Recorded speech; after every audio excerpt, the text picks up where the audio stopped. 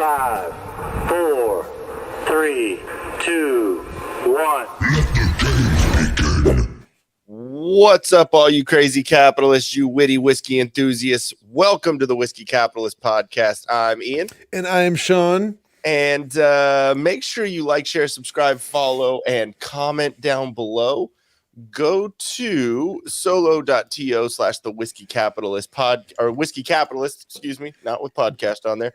For all of our links and ways to stay up to date with us, go to bit.ly / the Whiskey Capitalist merch to check out our fully stacked merch store. All right, so tonight we're going to be talking about a couple things. First thing I want to talk about, though, or say is welcome back from vacation, sir.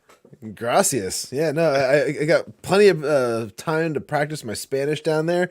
Still sound like such a gringo, and I honestly I just kept on calling myself a gringo down there, and they loved it. So I was a fan favorite for sure amongst the staff. Well, I mean, coming from a Hispanic, I think it's grassy ass. Grassy. Oh, you're right. You know, see that I keep on screwing up all the pronunciations, and they just laughed at me anyway. So I just accept it. It's fine. And hoto. Yes. Oh, got you. That one. So yeah. So today we're going to be talking about your vacation a little bit and your Mexican getaway, as I have been referring it to, because it's kind of funny. And as our Halloween festivities and what happened. I know I told you and Van, or you and Movies about a little bit of it, but yeah, Wayne and Garth definitely partied on this weekend. I believe it. Oh God, I got some pictures and some fun stories, but yeah, so that was fun. Wayne and Garth, me and my wife. So just over your head over there in internet land. We're going to be discussing Elon Musk's let that sink in Twitter takeover and the blue checks getting triggered because they do, and kind of go into why that happened, and there's more that keeps on developing more and more and more, because I don't know if you caught it just like a couple hours ago, Elon made another post about the whole blue check mark thing, and there's even more information about it now, and they're even more pissed. I have some stuff having to do with Jimmy Kimmel and his comments on it, which I have a couple exhibits. I prepared a little bit. I know it's weird for me to be doing that. It's okay. I welcome it. I mean, that's the way. It's not just me preparing. Like, you got this. Oh, that was the joke. I got it. So, no, we're also going to be talking about Paul Pelosi getting nailed and hammered. Did you like that joke? I died laughing. You said that, and I was like, this fucking guy. And kind of the oddities and just surrounding the whole situation. There's some weird information that's come out of both sides, and the conclusions. I'll just put this out there real quick, though, that it's not a joke about him getting attacked with a hammer. The joke is the entire scenario of how the entire thing has been played out, and all the weird conspiracies that kind of surround it, because there's so many questions left unanswered and nobody's given us any direct answers, so we have to speculate. Yeah, I'm sorry, dude. He's 99 years old, however fucking old he is, and he got hit with a hammer and survived. It's like, what are you doing home improvements at 2 a.m. for? Or if you're oh my God, we'll have to get into all of that, because there's so much. There's so much to talk about. We'll get into it. But also, as a former scene kid, when we were young fest happened in Vegas this last weekend, the last couple of weekends actually, and there were a couple of things. There were wind advisories and crazy shit that happened, and I've kind of gone back and watched some videos, and it's kind of interesting. A lot of them sounded really good, as good as it can through a camera or whatever. But it seemed like it went off pretty well. But it's just a little funny being an ex-scene kid and seeing all these now they're in their 40s. That's a big part of it. Great. Yeah, When We Were Young is a very apt title. But all right, well, with that, we are gonna go to the intro. Here we go. Oh, if I can do it. There we go. Who else in the level crime say yeah? Look at that big, juicy booty. Like a tamale. Be offended. Do you love black people? Negro. You know the thing. Here, next. Don't be rude. You ain't black. Shawn Cav. You're going to have a flame coming out of your butthole. Heartfelt. A man and a woman.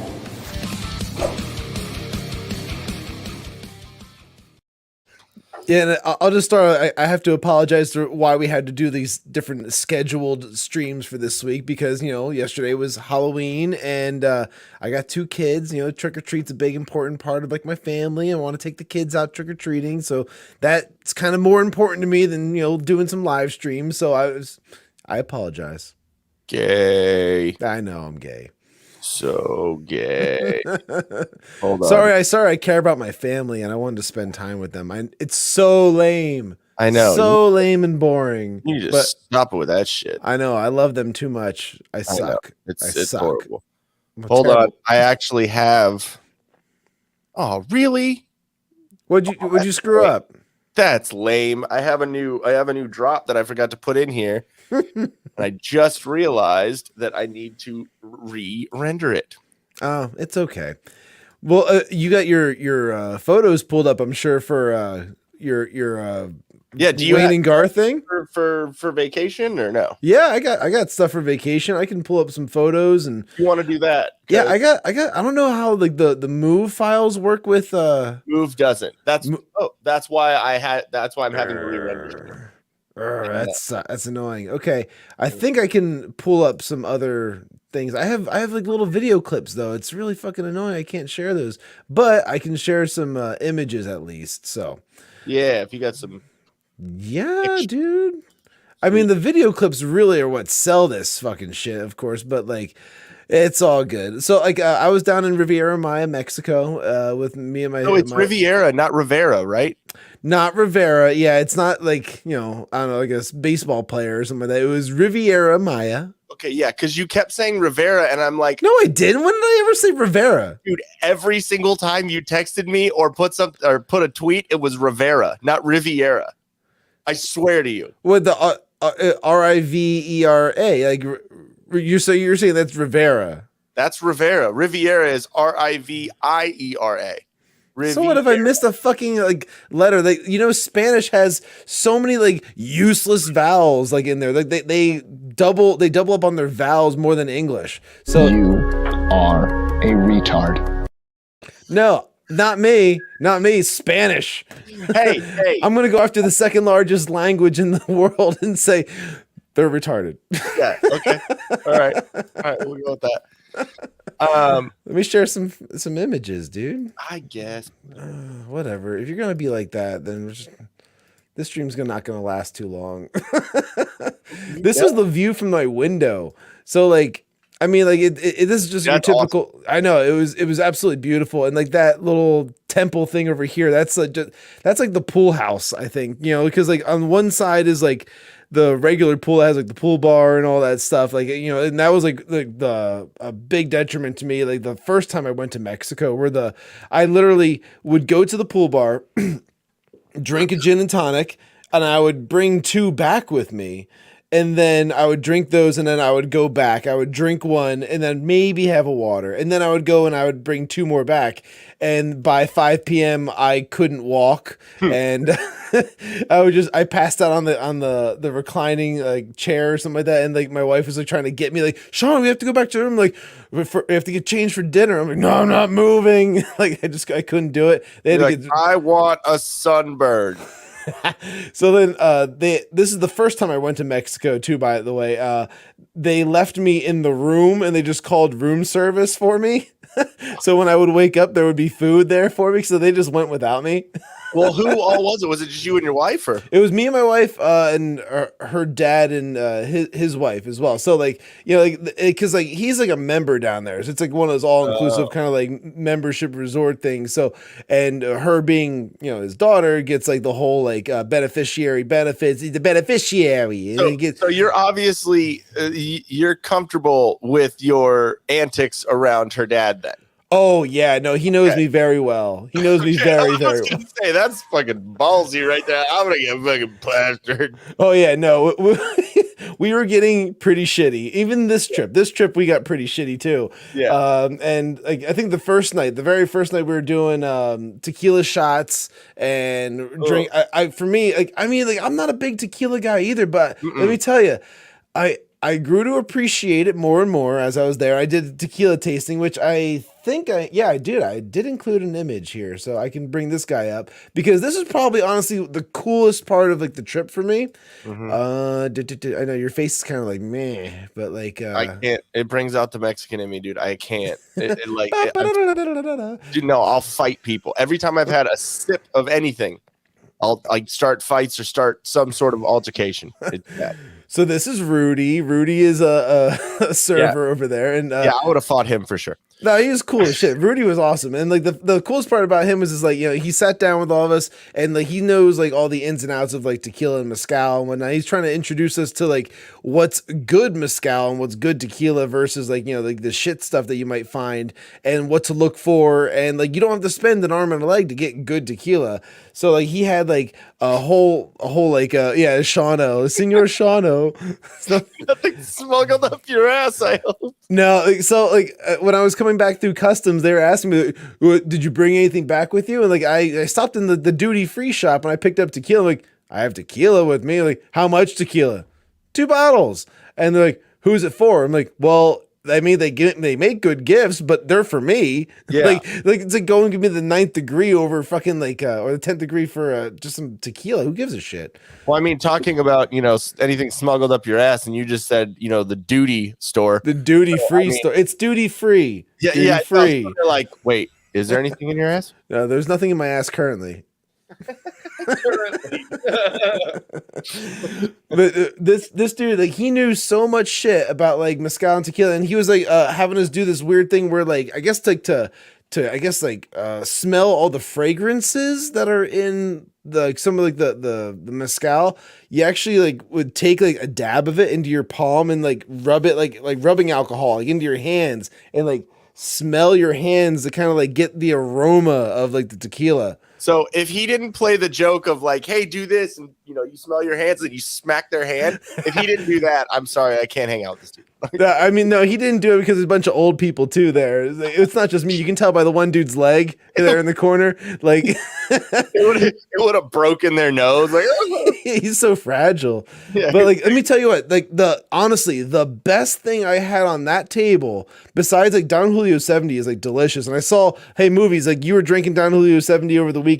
Kudos to that. Is some good shit for sure. But like the black bottle towards like the right of the table there, that's Montelobos mezcal, and holy shit is that stuff amazing. It's so smooth and it has such like a great flavor to it that like that's something that I think that would make me like a mezcal drinker. Like that's like that would, if I had like a whole ton of the bottles of that would be my drink. I would not be having makers right now. I'd be having Montelobos. But when I went to the duty free shop, they didn't have any of it, so like I have to try and like find a way of getting it.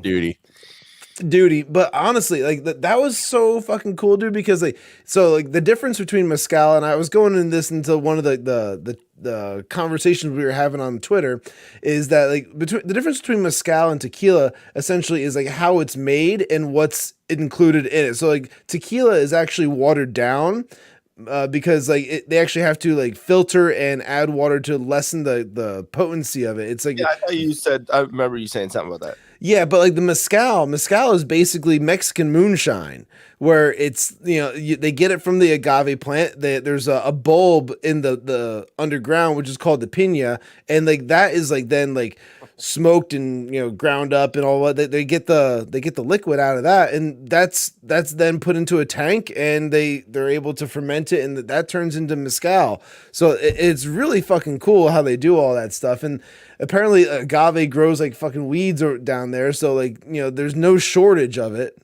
by any means. So I don't know. It was about peens. Say what? Did you say something about peens? I don't know. Piña is the bulb. The piña. Let me see. I'm gonna pull up some other images here. All right, and whenever you are good, I have the Halloween stuff ready now. So okay, just give me. I want to see if I can pull up the movie, even if the audio is not shared. I don't know. Oh, you know what? I think you can pull up a move file, but you can't add it to the video file. That's what it is. You can. So I can pull this up and then oh look, see these dudes. What the fuck was that? This is called a Quixote. Am I saying that right? Don Quixote? No, no, they're called Quixotes, and they're like kind of like raccoon squirrel things. But they have like monkey hands, and like they grab shit. Possum, dude. Yeah, but like this is a baby one. Oh, like, this is a little tiny. I know they're so fucking cute. And then but they're literally like pests, where like they'll come up and like they'll try and like snag your shit like at your table when you're not paying attention. Like I'd be sitting there at the cabana, just sitting back relaxing, and then all of a sudden like on one of the neighbors' tables, like they got up to go to the ocean or something like that, and one of those things would start coming up and try to grab like a piece of fruit off the table, like hey, knock it off, and just start like pointing and clapping at them, get them to go away. But these babies I've never seen the baby ones before. They were all over the place this time. Yeah. And they're just too freaking cute. Yeah, dude. All baby animals. I don't care. Well, why you guys show me your butthole, bro? Like, come on. Well, I see I cut the image. I didn't make it like a permanent thing there. So I can share the stuff. This is like when we were just arriving, actually, because I was taking a bunch of different videos and I wanted to be able to share some of this stuff. This is like I was like filming from the side of the cart here when they're driving us to the thing. Shawn, drunk cam. Hey, everybody. Sorry, I was trying to get those golf carts are going fucking fast, dude. And I'm like, I'm not strapped in anything. I'm holding onto like an oh shit handlebar and I'm filming with the other hand. But these are like the I don't know if you want to call them like apartment complexes or whatever, but this is where all the rooms are in these different buildings here. You should put all the video footage together. And you should link it together, and then I'll throw overlays on it. We'll have because I'm going to do the vacation, our Arizona vacation, a vlog for it or whatever. And then if you put your vacation video together, and then we'll do like a whiskey capitalist vacation, or whatever, Shawn's vacation or something. Vacation all I ever wanted. Yep. Here's the pool bar. This is my hangout. This is where I would pretty much live on a regular basis. Looks too cluttered. Oh, dude, that's awesome. Yeah. Yeah, I think I remember you sending me this, and I showed Jen, and I was like, okay. That's my father-in-law. Yeah. Just us random dude. No, it's just us drinking, hanging out, having a good time. That's awesome, though, dude. Yeah, and let me see. So this was a big thing that happened just before me and my wife got there. My mother-in-law was like, or I don't know how it's her dad's wife. I don't know, because it's not like Jess's mom or anything. My wife's mom. Yeah. So like, but like, what's that? Stepmother-in-law? Sure, that works. That's her stepmom, right? Yeah, it's something along those lines. But so they Pornhub title. Yeah, search history check. I don't like your laugh, sir. Well, so as we arrived, these people were just leaving. It was a whole like swimsuit competition of girls that like were there like on the beach and like in the resort, just like going around taking photos. And of course, my father-in-law sent me some photos to share with the world. So here we go. You're gonna love this. This is just walking around like nonchalant, no big deal. And this is coming from his phone, so like this isn't like professional photographer. He's just quickly snapping them real fast. Like, dang, yeah, well, dang is right. It looks like the beaches were there was some sights to see. Yeah, and the water's really blue if you can tell in the background. Yeah, I like the tenting. It's the sheets are very nice. Yeah, exactly. Those cabanas are really well maintained, and the service is on point. I'm surprised the movies hasn't commented on that yet. Well, because there's more. I only brought I brought 2 of the photos up at least, but this tells you enough. Tells you kind of like the talent that's walking around. So here's another one, just kind of hanging out, chilling. I knew it was coming. But yeah, so Mexico's great. Mexico's beautiful. Yes, it is. Lots of wildlife. Actually, inside the resort, they had tons of different animals too, and I was able to get pretty close to a bunch of them. I posted some photos, but here's some pink flamingos that I'm literally I could reach out and grab its neck. Like that's how close I am to. Well, I think I would have gotten in trouble, but still I could have. Dude, okay, I know this is random. Okay, it brings up flamingo. So me and Jen and I went to the zoo probably a couple years ago. We had like the zoo passes or whatever. Yeah. And we're just standing there. I might have the fucking video, but we're just standing there, and out of nowhere, the flamingos start like fighting. Mm-hmm. And Yep. dude, it's like because you're standing right there, like obviously not as close as that picture, but you're right fucking there. And I was like, we're gonna die. Like they're gonna see the humans here and be like, how aggressive did they get? Because I saw a couple flamingos get a little bit into it, but like they just kind of like did this whole like neck thing, like back and forth, and then they let it go.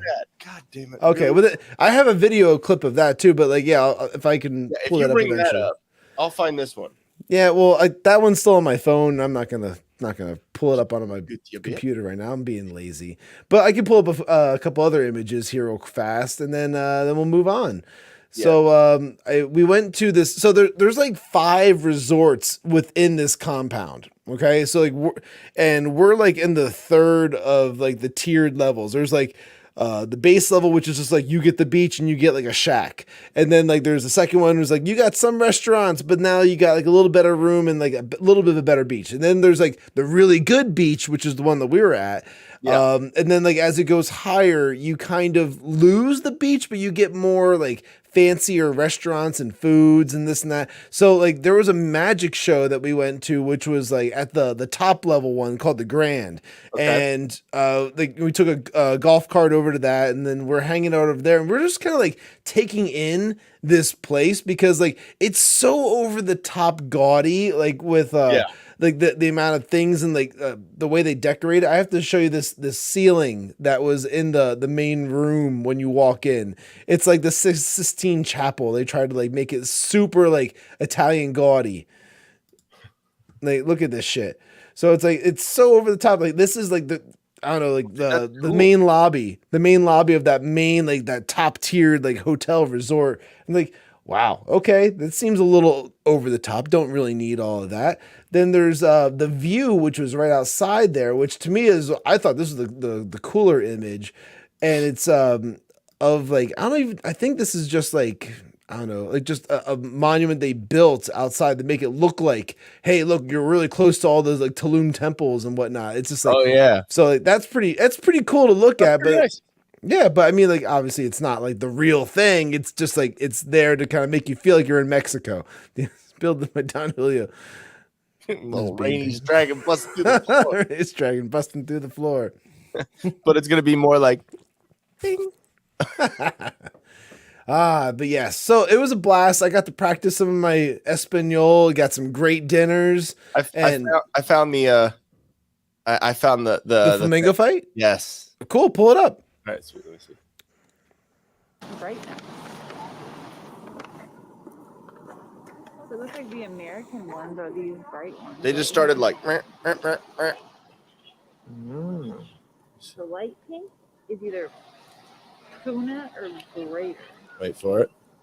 They're setting up for the. So weird how the next move. Yeah. Well, like do it. Yeah, my commentary is. Yeah. Yeah, that's what I'm saying. They just look like giant sock puppets. Hey, I'm just making fun of you. Chill out, bro. Oh, pissed. They're pissed. Fight. World star hip hop. I'm standing here like, dude, what the fuck is going on, bro? What are you doing? And then one comes up here in a second and just attacks another one. Good. Oh, he's pissed. It's like synchronized fighting. Yeah, I was like, dude. Synchronized craziness. There's your butthole. And another butthole. So weird, dude. Here, scoot over. All right, I feel like I have to find this video clip now, but I gotta like send it to my phone or one to comes my up and camera. attacks another one. When? Wait. I know, dude. I was like, Okay, we need to deploy. wait. There we go. Yeah, fight, Oh, get it. and then another one gets him. It's like, dude, that was a bitch move. He's like, knock it off. That was the girl in between two guys pushing them apart. Oh, listen to Jen going on. Oh, this. Like she's like the expert on flamingos now. yeah, exactly. Yeah, exactly. She's it was the The national. David Attenborough of fucking flamingos. Exactly. Not everything is about sex. Okay. Did you find the? I'll pull it up next. I'll pull it up some other time. I'm not gonna dig into my phone and try and like send it and then airdrop it. It's a pain in the ass. Well, I am going to Show bring your up stuff. Halloween. Yeah. So here is Sweet. Wayne and Garth, and the VIP, the crew lanyards. Those are actually our lanyards from our wedding because we had a rock and roll wedding.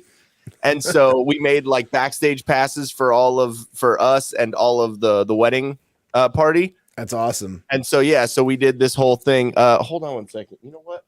Since we had to get those, I had to get our wedding box. So give me 1 second. Okay. I dig the costumes. They look pretty good. Pretty authentic. I know, not bad, right? Yeah, and so obviously like you're getting ready at this point. This is at your house, and then you're gonna be going to a party. Yeah.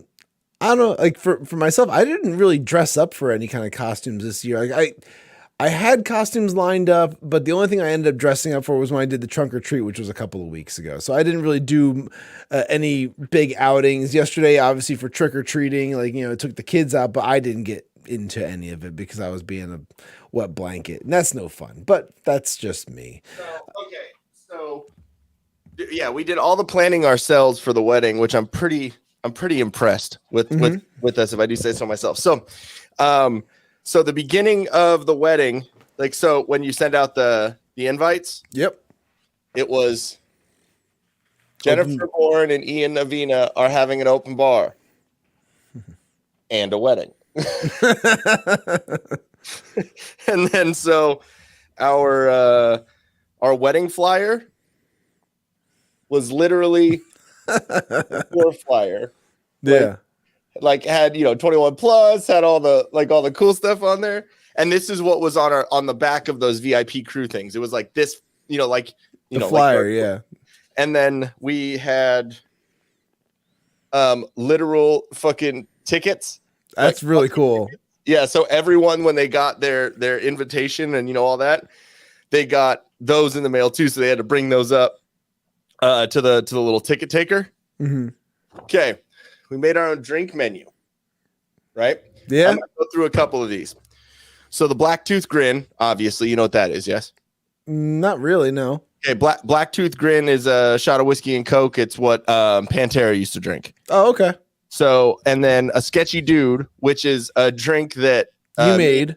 What? Didn't you make that one? Yeah. Hey, thank you. Actually listen. I feel. Yeah, I do. Man, I'm half of the show here.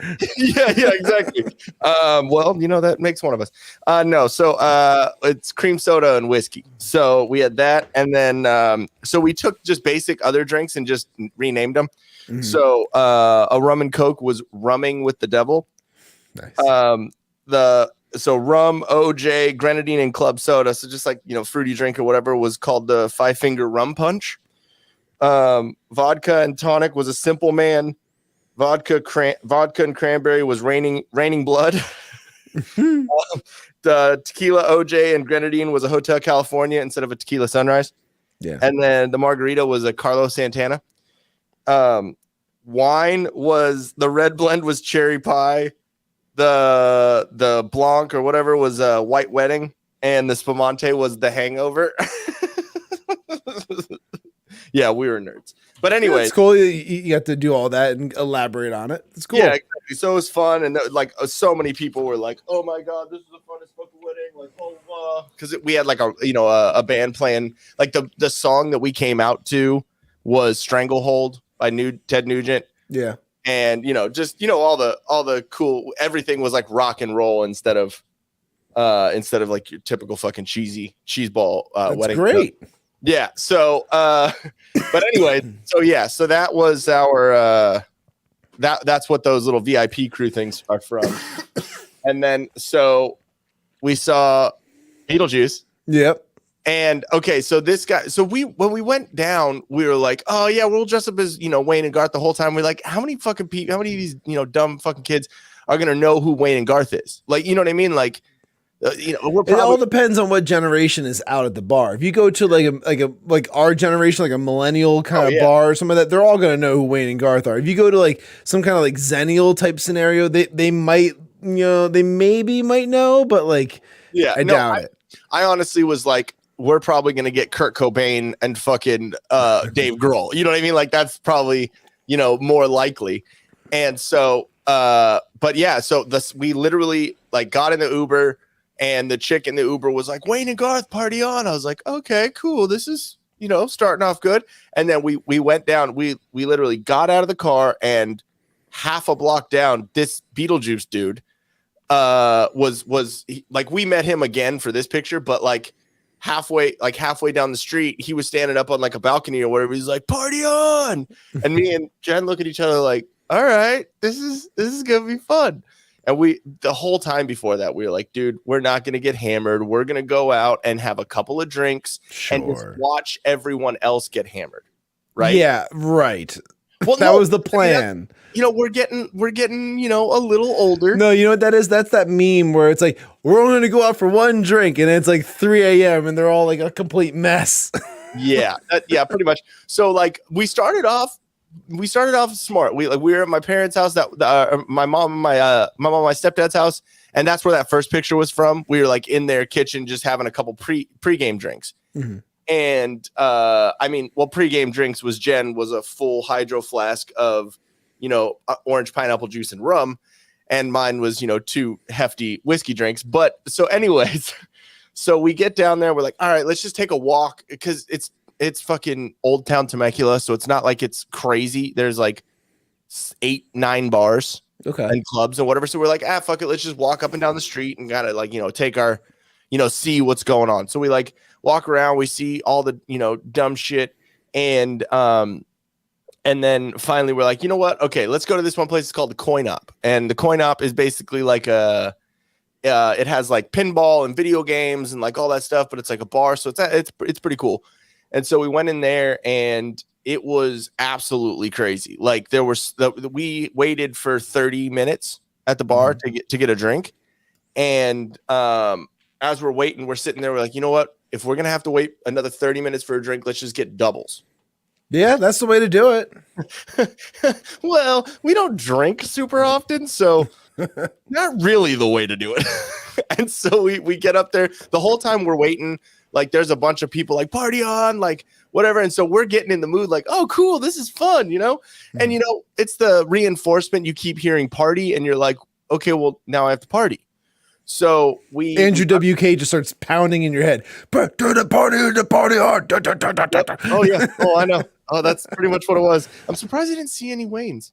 Anyways, so I mean, not Wayne's, Andrew WK. What? I'm stupid. So I'm a dumbass. Yeah, exactly. So we get the doubles, and we drink those, and we're like, cool, whatever. And then we walked over to where the pinball machine was, and Jen just picked the Star Wars pinball and started playing it, and it was free. Like none of the other machines had like free games on it, but she went over, and she's like, there's a ball in there. I was like, don't fucking play. Don't let someone else.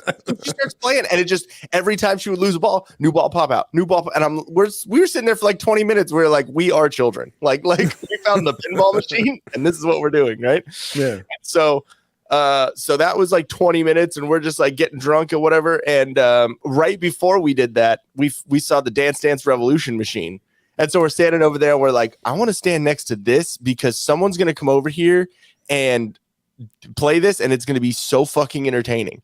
And so we stand there. Sure enough, this dude. Asian? What? Was he Asian? No, he was a fucking white dude. Oh. He was like in his 30s, maybe like late 30s, and in like a blazer and jeans. No, nothing like, super extra dressed up, but he had cat ears on and a cat. No, see, like, all right, so like right there, like he was into K-pop, he's into anime, so he's gonna be good at DDR. Well, yeah, and so like, but he just walked up and I was like, "Hey, are you gonna play?" I mean, we're not going to, but if you should play, he's like, "Oh, well, I probably won't be able to hear it." And I'm like, "Oh, this guy's serious." And so he goes up, and Jen was like trying to make jokes with him because he had a fucking tail on, and she was like, "Dude, that's awesome! You have a tail." And we're like, "This guy is not our people, but we're still gonna watch him make an ass out of himself." Yeah, of course. And so he starts going, and he was fucking serious, and like he was nailing it. I'm looking at Jen, I'm like, dude, this is pretty hilarious. And then so he starts going, but he's not like there's no interaction. Like we're like, okay, let's just walk away. I only remember like a couple of experiences like with like the actual like DDR machine, and I would be there and like me and a couple of buddies would be like goofing around, like we're kind of drunk and like just kind of like doing it on like basic, like, oh, this is hilarious. Yeah. And then like some dude's like, can we get on there? And I'm like, oh, well, yeah, we're almost done. And then like my other buddies were like, no, you should probably just let them play. And they look pretty serious. And I was like, okay, whatever. We get down and they're the ones that are going like with their feet, like they're going like a mile a minute and they're doing some kind of like crazy. But yeah, it's the only exercise they're getting. That's their cardio, and then on top of that, it's like they're dancing to some kind of like K-pop song that you've never heard before, and it's all in Korean. But you're just like, okay, all right, whatever. This is your thing. Good for you. Hey, we all have different gifts, and mine is not DDR. Yeah, so, exactly. And I'm okay with that. So yeah, so we like so we fucking we escaped that. And as we escaped that, that's when we found the pinball machine, right? Yep. So hold on one second. Let me see. Did you take a photo of the pinball machine? No. Let me see real quick. Did it play the Cantina music at all? Did it play the Cantina music? No. So usually when I go to the bar, like if you go to the jukebox and you request, if you have money to do like 10 songs, make like the 6th or 7th song the Cantina song, just to see what kind of people do. Okay, so it's fun. So as I'm standing there playing, I was just trying to take like a video or whatever of Jen playing because I was like, oh, I'll remember this later. I'm gonna get drunk later. Obviously. So I was like, oh, we'll remember this later. So I'm taking a picture, and this random dude who goes, hey, are you like taking selfies? You should like, it'd be really funny if you like took a selfie of like me and you, and then you're like, when your wife like looks at it later, she'll be like, who the fuck is that dude? And all it made me do is be like, who the fuck is this dude? Right?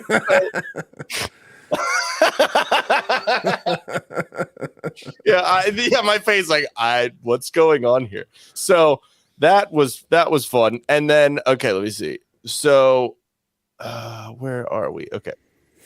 So there's this. Let's see. Get rid of that guy. Okay.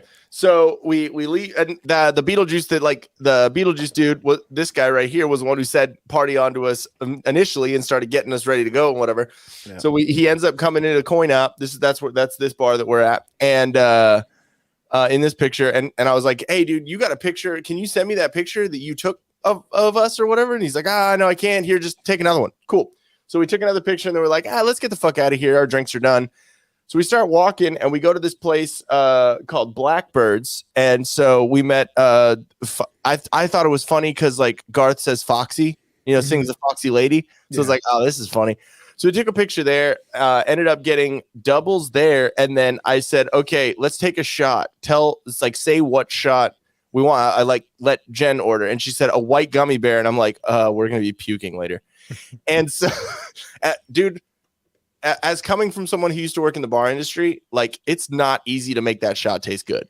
Like, because there's so many different things that go into it. You can mix it wrong and it tastes like, because I think it's like raspberry vodka, I know the weird raspberry vodka, peach schnapps, like sweet and sour, and lemon lime like soda or like Sprite, right? Oh, okay. I know it's so fucking weird. I've never heard of it before. You guys see, like, I don't do all these crazy shots, Yeah. so I don't know.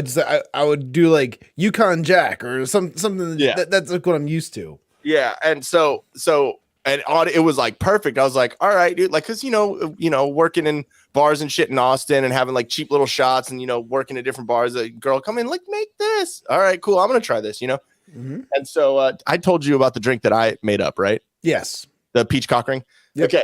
So yeah, but anyways, so yeah, that happened. So we took that shot and then had doubles, and we played beanbags or fucking, what is it? What the fuck? Cornhole. Cornhole. There we go. I was like, I know it's something with a butthole. Some with sacks and holes. So she's like, all right, cool. When I come back, we'll play. So I'm like kind of cheering these other two dudes on that are like playing one-on-one. And she goes to the bathroom and it takes forever. And I'm like, all right, it's a bar, she's probably just waiting in line. She comes back and she's like, holy shit, there's drama. Like some dude was trying to go into the woman's restroom and trying to like fuck with all the chicks. And I was like, that's hilarious. I'm going to go pee and go see what's going on. So I walk up, and the way they have this bathroom is like the entrance to the bathroom is like you go in, and then here's the woman's restroom, and then you have to go past the line in the woman's restroom to get to the men's restroom. And I'm like, that's asking for fucking trouble. Yeah. You know what I mean? Mm-hmm. Like it's not another side or anything. Like the dudes have to go past all these fucking slutty chicks in costumes. And so as I'm walking in, I'm pretty tossed at that point. And I'm just like, I heard there was drama in the woman's restroom. Is this how you get to the men's? And they're like, yeah. And I was like, cool. And so just to be a dick, I walked and I saw the men's bathroom. I was like, there's no one in here. You know what's funny about that too is like when I was coming back from Mexico, there was a huge line for the women's room to go into like the bathroom at the airport, and it was because there was another one that was closer to our gate that was shut down. So both bathrooms were shut down, by the way. So like I'm walking and I see like this massive line of girls was all waiting to get into the bathroom. Meanwhile, there's no line for the men's, and like I just start walking up and I'm like, look at the efficiency here. This is so nice. I love systems. And I love getting in and getting out and doing my duty just like that. That's it. It's so nice. And like now thinking about it, I want to be like, fuck the patriarchy. I know, seriously. It's like, and like honestly, there are stalls in the men's room that don't get used even when there's a line like of a few guys waiting to use urinals. It's like there's stalls. I'm like, oh, we're gonna wait on that because that's for if someone comes in, they need to poop bad. Yeah, exactly. There's some respect in a bathroom. Not when he's a bearded retarded dude. Yeah, but I'm saying like the men's systems of bathrooms is so much more efficient than women's. Yes. So I go in and I go up to the urinal, and this dude walks in and he was like, "Oh, party on!" I'm like, "Oh yeah, party on!" As I'm peeing, I'm like, "Oh, whatever." And so he's dressed up. He was like, "You're Wayne's World, right?" And I was like, "Oh yeah, party on." And he goes, "Yeah, everyone's been saying that I'm, the whatever the dude is from Napoleon Dynamite, the guy he's like in the blue." Oh, Uncle Rico? Yeah. Everyone's like, "Oh, it's Uncle Rico." I've seen Napoleon Dynamite a couple times. It's not one of my favorites. Gotcha. So he was like, "Everyone's saying that I'm Uncle Rico," and I was like, "Well, I mean, I was gonna say the same thing, but like, who are you?" He's like, "Oh, I'm dude from Nacho Libre." Like his like Mexican sidekick or whatever. Okay. And he's all dressed up, and I was like, and so that's one of the movies that me and my mom and like that side of the family watch a bunch. And there's this one scene where he's you remember where he's like giving them all like the slop or the food or whatever. I barely watched that movie because it was one of Jack Black's worst movies like ever. Nope. No, you love it. There's so many funny ass fucking lines, dude. Oh, and see, it's just not for me. He's like pouring. Maybe it's because the Mexican thing. Maybe there's. I think I was gonna say that, but I did felt that was gonna be racist if I said like, "Oh, you like it because you're Mexican." Shut up, gringo. And so, So there's a scene in there where he's pouring the slop, and it just, it's like gravy with meat in it, basically, like soup. So he's pouring it in the thing, and the guy goes, "I've had diarrhea since Easter's." And so this guy says that's who he's dressed up, and I'm just taking a piss. Don't know this guy. I just went, "I've had diarrhea since Easter's," and nothing, dude. Like, not a laugh. And in my head, I'm like, do you not know the fucking movie? Oh no! So like he just picked a random fucking character and just dressed up as that. Like, no, dude, you have to know the lines then at least. Exactly.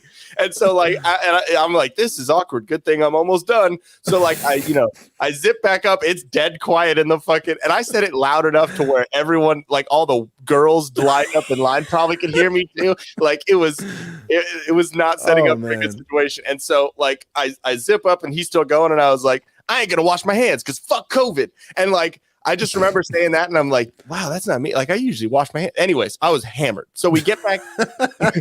So I get back outside. We play beanbags. We fucking annihilate these other two dudes. And then we're like, all right, cool, let's go dance. And Jen and I aren't dancers, so that we're fucking hammered at that point. So we like try to go over, and there's like no one dance. We're like, fuck this, you guys are pussies. And so we like.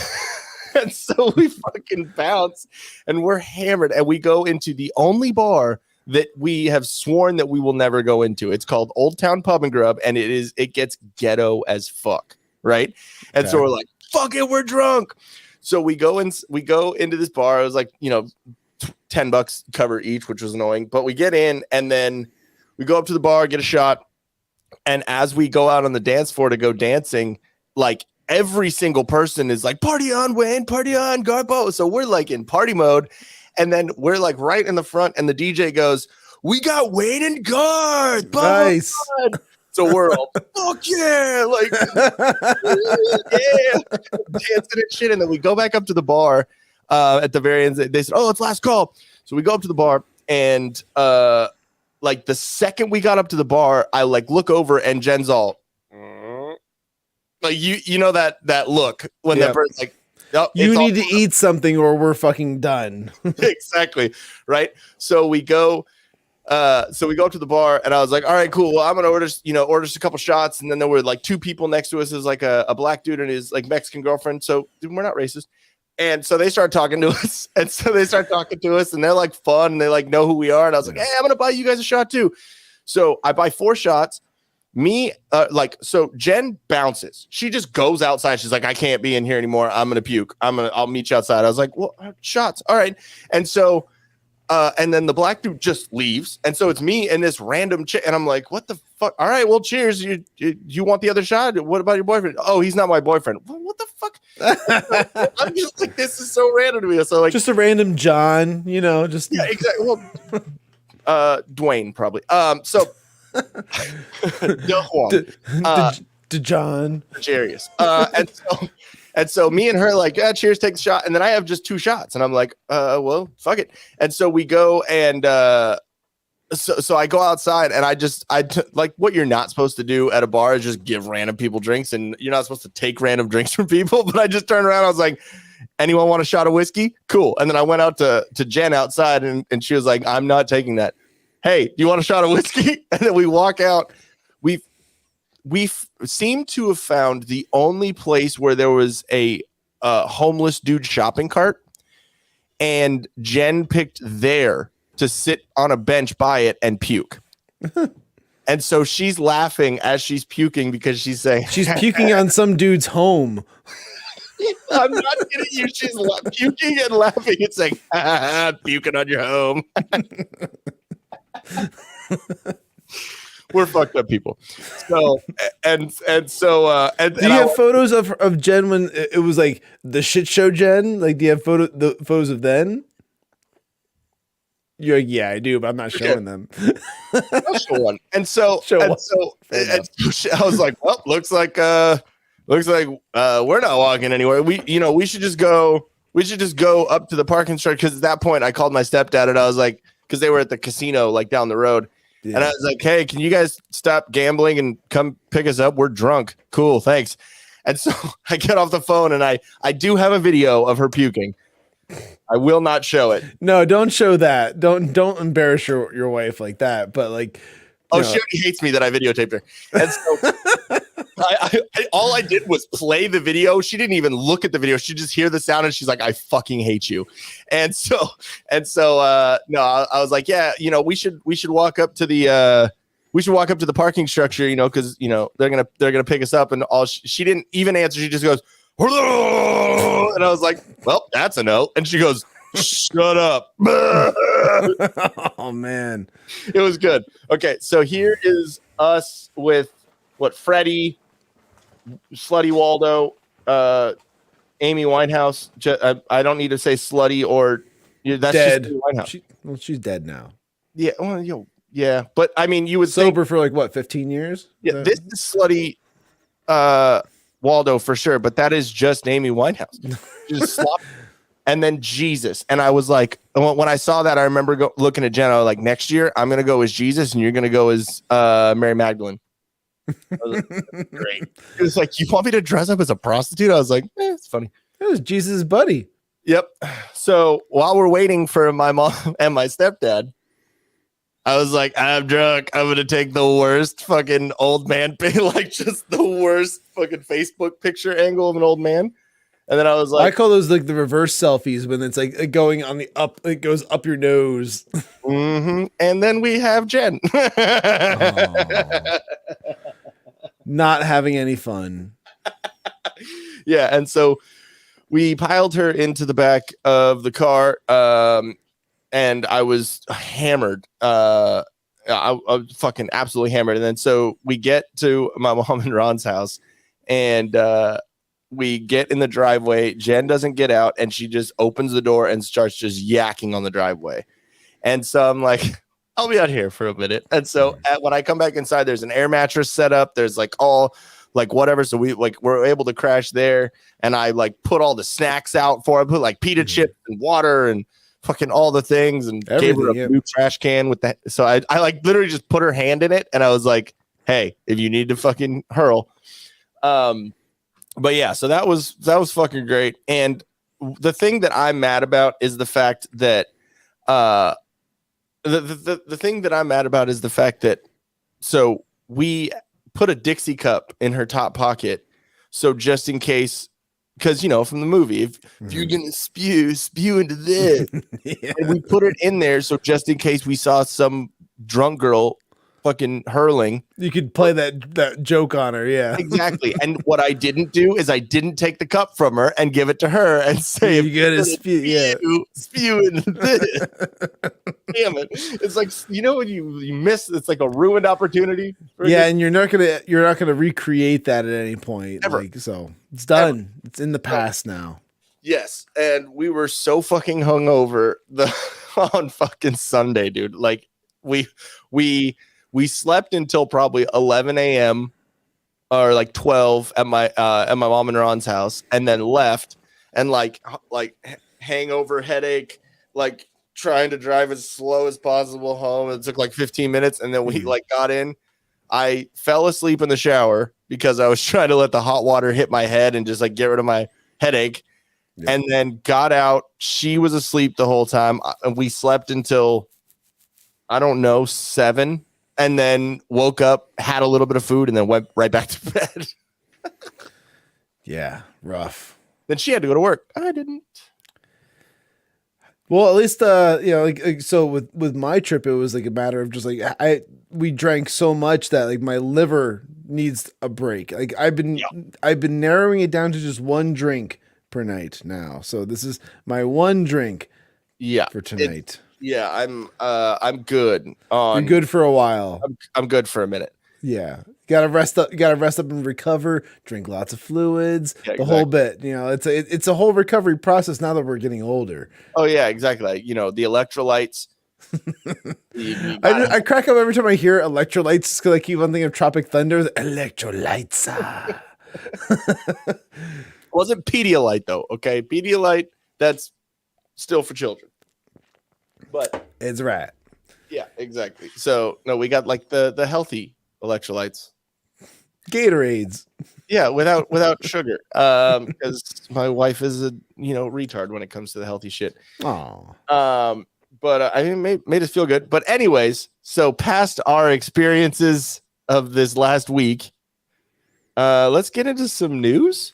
Yeah, we can talk about some current things. Finally, we did an hour of of just things from this past week. So the way that I think about it, that's our Twitter space, right? It was our Twitter space, essentially. Yeah. There we go. Yes, Wayne and Garth drank too much and got Paul Pelosi drunk. So, do you want to talk about Pelosi or do you want to talk about Elon? Oh man, well, you know what? Let's go into the Paul Pelosi thing, since that's like kind of like older news compared to the Elon takeover and whatnot. Even though technically Elon started his takeover Friday, the Paul Pelosi thing happened on Saturday. It's just like there's so much to discuss when it comes to that topic that I think we're gonna fill some time for that one for sure. Yeah, and I have a couple of things for the what was I gonna say for the Elon stuff and the Kimmel, Jimmy Kimmel. Okay. So whatever you want to do first. I'm ready. Your stuff.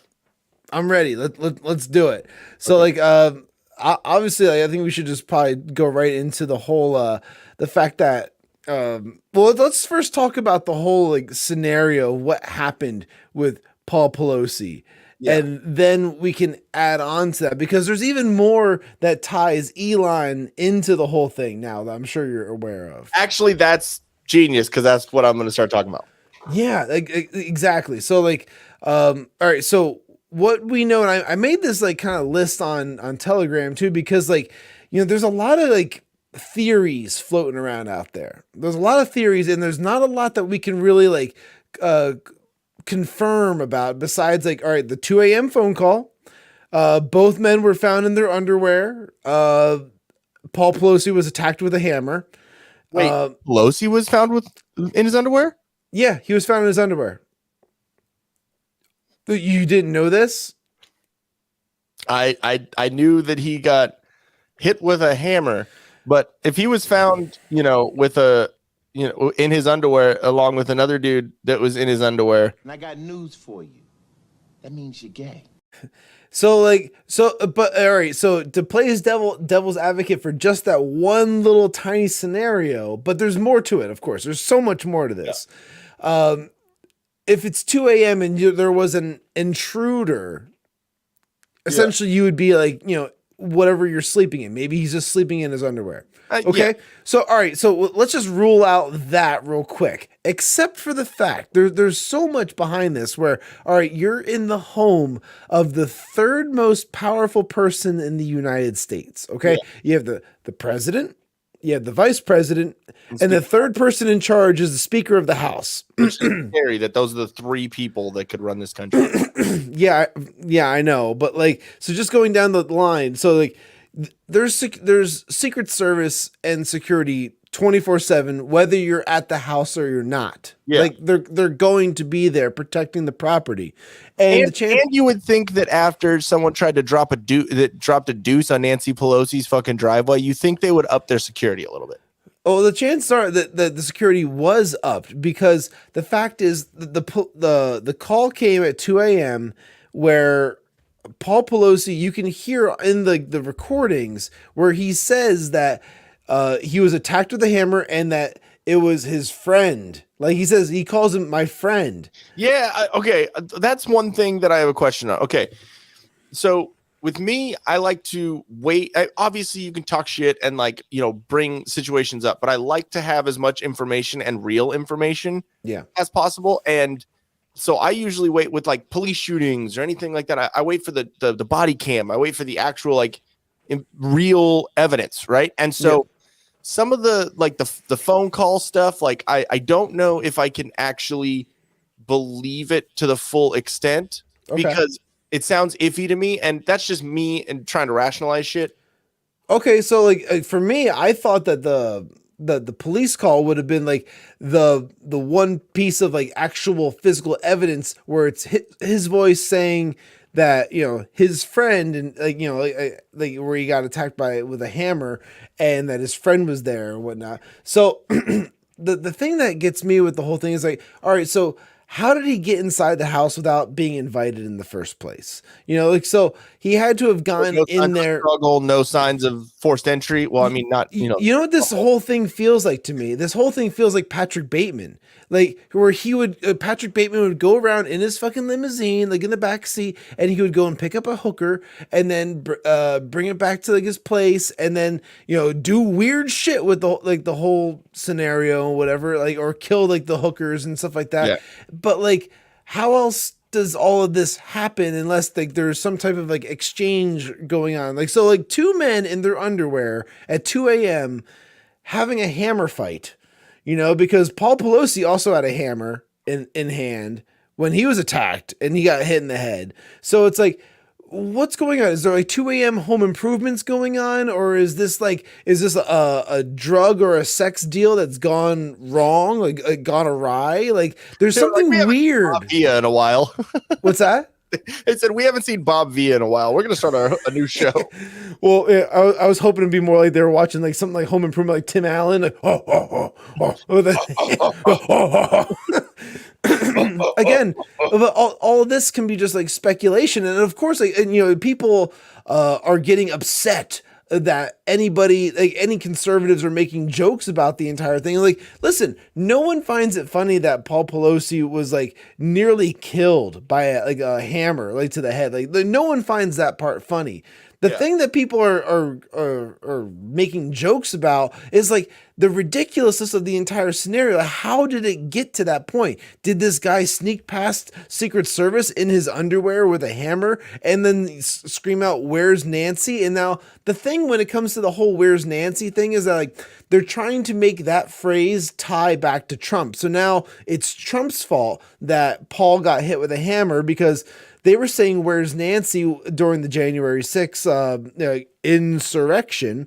And, you know, so they're saying like, oh, well, they were looking for Nancy, or they're going to try and kill Nancy there. So now this person is just like a repercussion or like an afterthought of January 6th, where now like, so this is like, you know, we're talking about like little over, we're just 1 week away from election night now, or midterm elections. And we're having this article come out where it's bringing back all the January 6th stuff. It's bringing back Trump and like the MAGA Republicans, and it's bringing all these things back to the foreground, where it's like, oh, well, this David DePapi guy, he is one of them. And like there was articles that tied him to white nationalism, QAnon, all kinds of different things. And it's like, where's all the evidence of any of this type of shit? Like things that he shared in the past. There was a lot more evidence of him sharing liberal news articles than there was of him sharing conservative articles.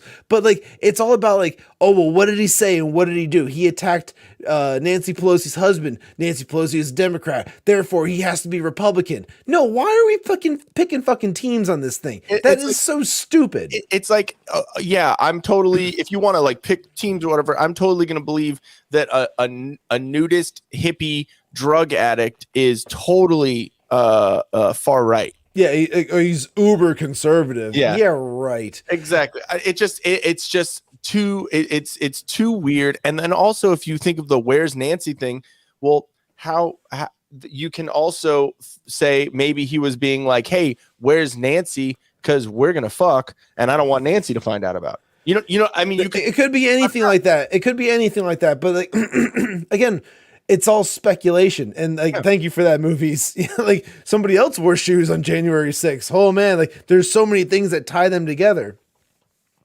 Honestly, the whole thing, it just seems so much like of a stretch. And actually, it brings me back to one of my posts that I made on Telegram, where I had this like kind of like thought when I was reading. I was doing some reading while on vacation, and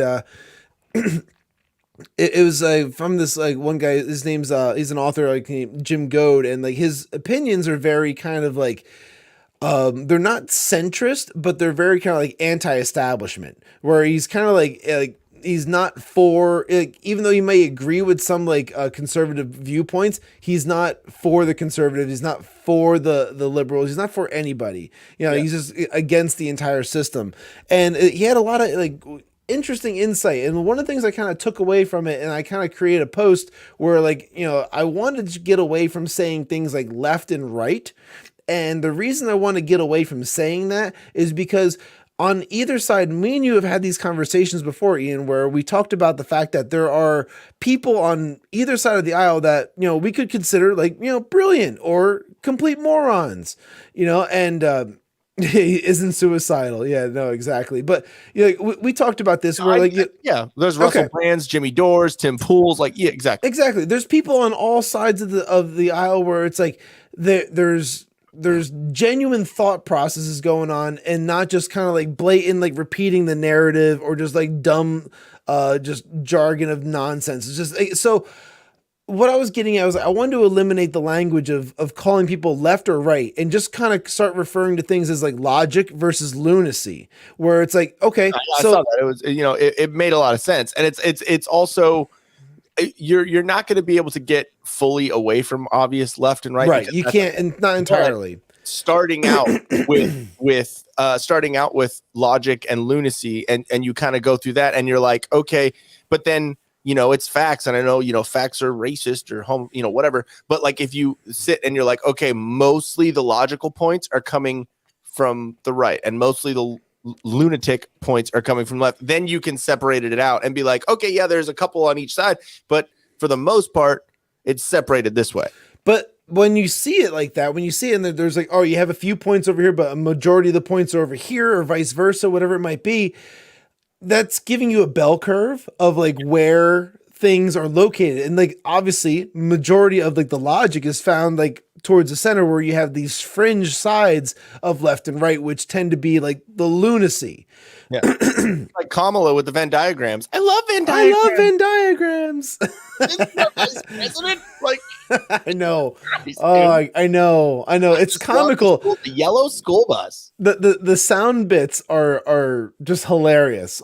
You can't deny it. Like there's comedy in all of this, you know, yes. You can't deny it. And people who refuse to laugh at it, you're denying your funny bone. Like you're denying yourself of entertainment, dude. Yeah, like if you can't laugh at some of the shit that's happening, then like you're far too invested, you know, because like a single person can't really make too much of a change. But if we all start talking about the stuff and like we realize, hey, this is all kind of fucked up over here, then at least like we all start moving away from it, and then it goes away, you know, because if you don't give it the attention that it's craving, it goes away. Yeah, like I can laugh at the fact that Trump called Ted Cruz the Zodiac killer. Yeah, that's fucking hilarious. Like I generally like Ted Cruz too, but like, of course he's the Zodiac killer, but it's fucking great. I go back and forth when it comes to Ted Cruz. There's times where I think like, all right, yeah, you did all right. But then like, there's a bunch of times like, dude, you're phony as hell. Like, you know, so yeah, but like either way. So yeah. I make this post, and I kind of like, and to me, like, this is kind of like my unifying thing where I'm like, all right, like everyone should be able to get behind this if you're thinking logically about it. You're thinking logically, talking to people to think with lunacy. How do you say that? Lunacy? Like no, like like if you say the sentence, English is a weird fucking language. So if you say the sentence, there's someone speaking with logic against someone speaking with lunacy, like lunatic inflections. You see what I mean? Like it's just, anyway, right. You gotta add more words to make sense of it. Yeah, I understand what you're saying, but again, then of course, like they're like apparently my online rival now, or whatever it might be. I don't know what the hell it is. Like a buddy of mine that I spent a lot of time with. We played in bands together and all that stuff. He likes to comment on my stuff and like try to make me seem like I'm wrong for having these opinions.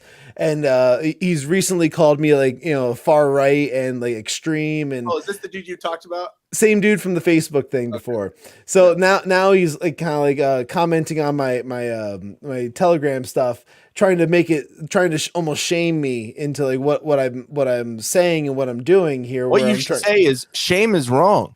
You're not well, no. All I Yeah. had to say in there was like, listen, I can share whatever I please because first off, that's how social media works, and secondly, I'm not a journalist. I don't need to be fair and balanced in everything that I share and what I state.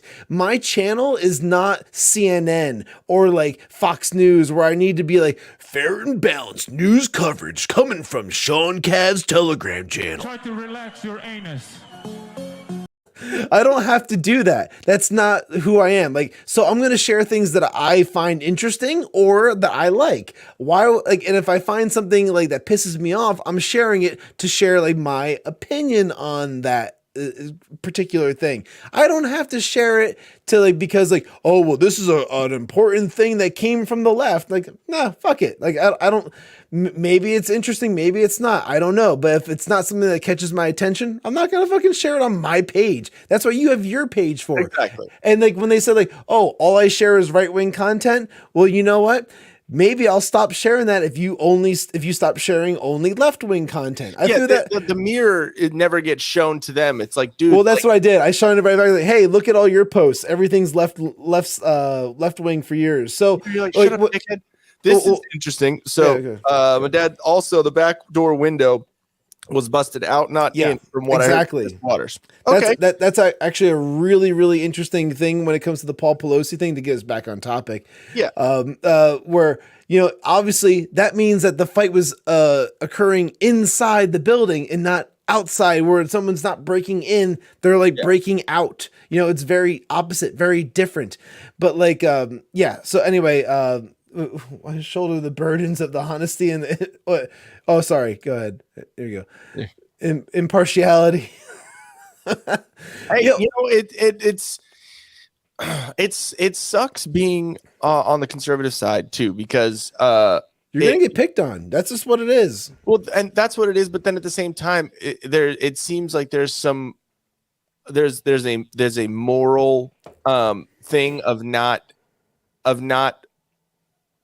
having bad faith arguments and starting from like the logic and the lunacy thing. Like, so yeah, exactly. And that's what I think it can all come back to logic and lunacy. If you can make it a logical, okay, go ahead. No, you're fine. We'll get back to the logic and lunacy. What your point is real quick. But my point is, and because I got into this about, there was something like on one of the Turning Point USA or whatever, it was a little short on YouTube or whatever. And I kind of got into a conversation with someone saying like, yeah, we should fucking just treat these fucking idiots like they treat us and just fucking scream at them and just blah, blah, blah. Because it was a guy who was being very logic and very calm and very patient, speaking about an issue about race or about something like that. It was like a black conservative. And what he was saying was basically, what he was saying, he was very calm and patient in a response. And the person that was asking the question, it was like one of these college, Q&As.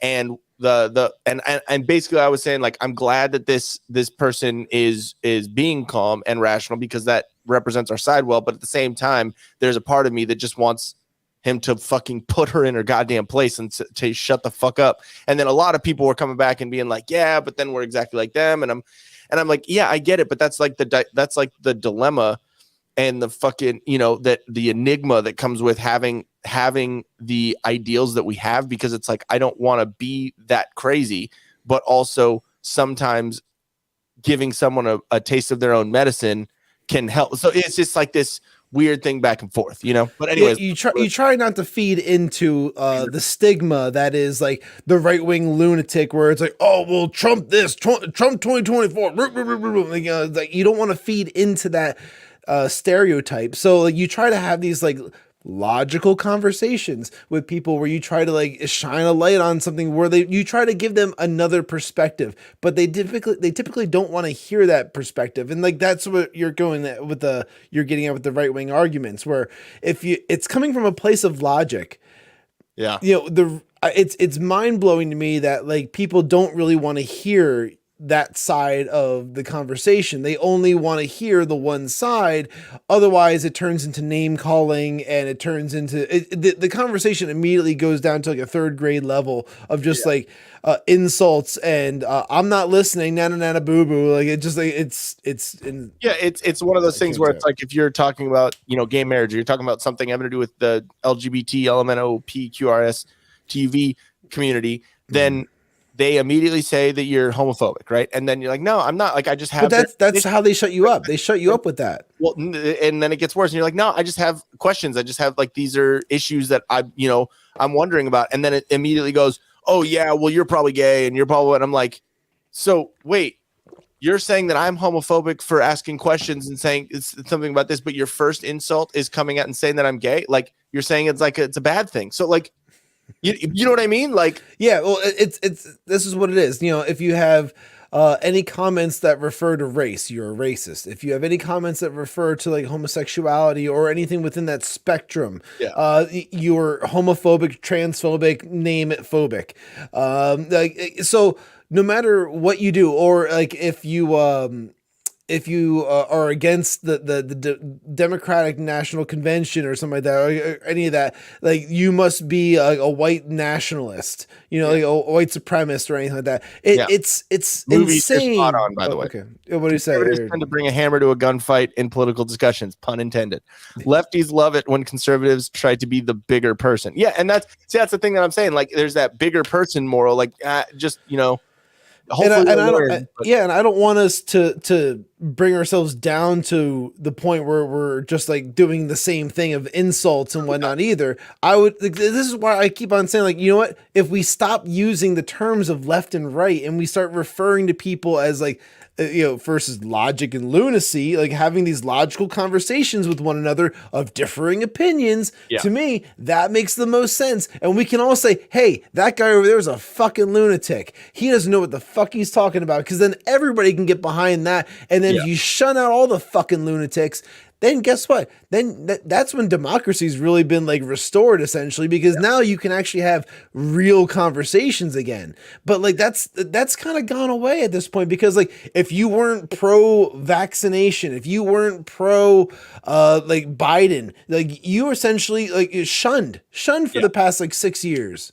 And it also is it's generalizations too. That's it's a big thing too. When you say left or right, you're saying that everyone on the right is this and everyone on the left is this, just like saying every black person is this and every white person is stereotypes. So it gets like there are stereotypes, there are things like that. And, and so obviously, but like we were just talking about, there are some people that are on the left that have logical, conclusions, that have logical conversations and everything like that. So for sake of quick argument and for sake of being able to make just a broad point, yes, generalities do work. But when you have a nuanced discussion about something and about a certain topic and a certain issue, you can't use as much generality. Yes. You know what I mean? Yeah. Because then you're really kind of like narrowing the spectrum of like what you're looking at. Yeah. Isn't it funny that the new thing that all the lefties are going to is called tribal? Did you not get the funniness? Because that's what all of this is. It's tribalism.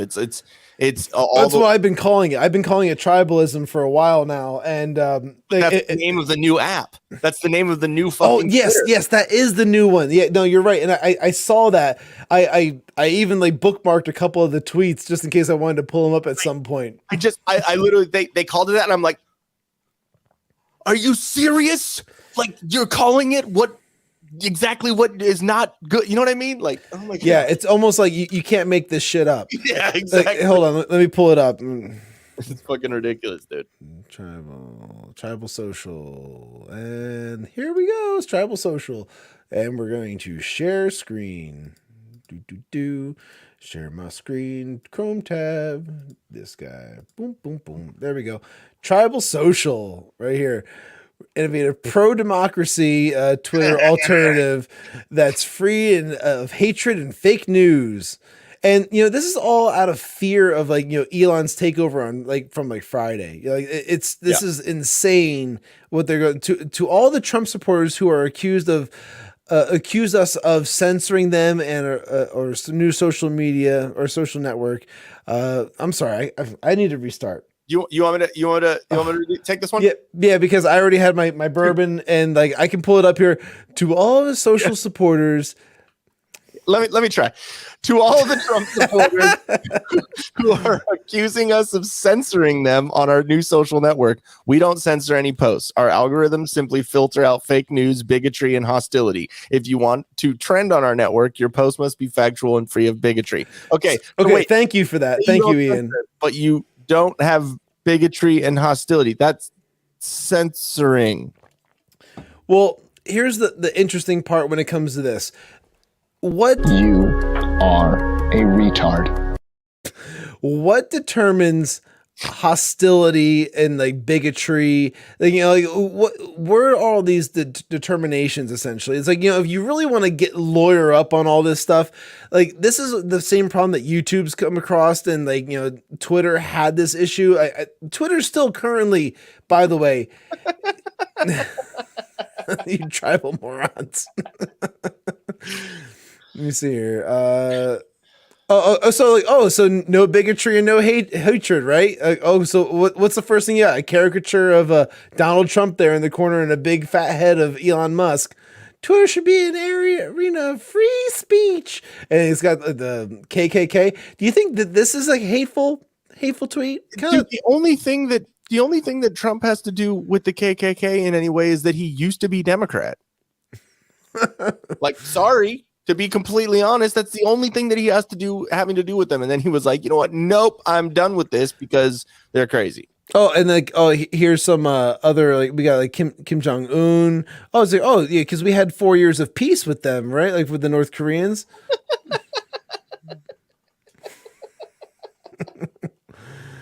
Be true. Just be but true. And then they have like a weird Putin over here. It's like a Putin with like a baby body. Well, that's from the picture of them all riding the horse together. Remember?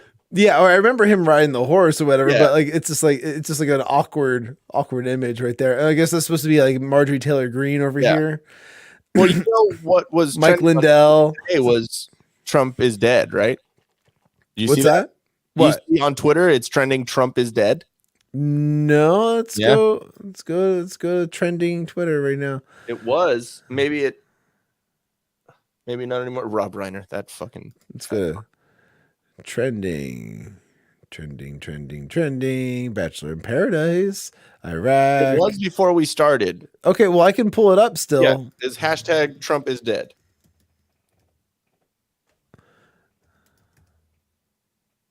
Trump is dead trending. Yeah.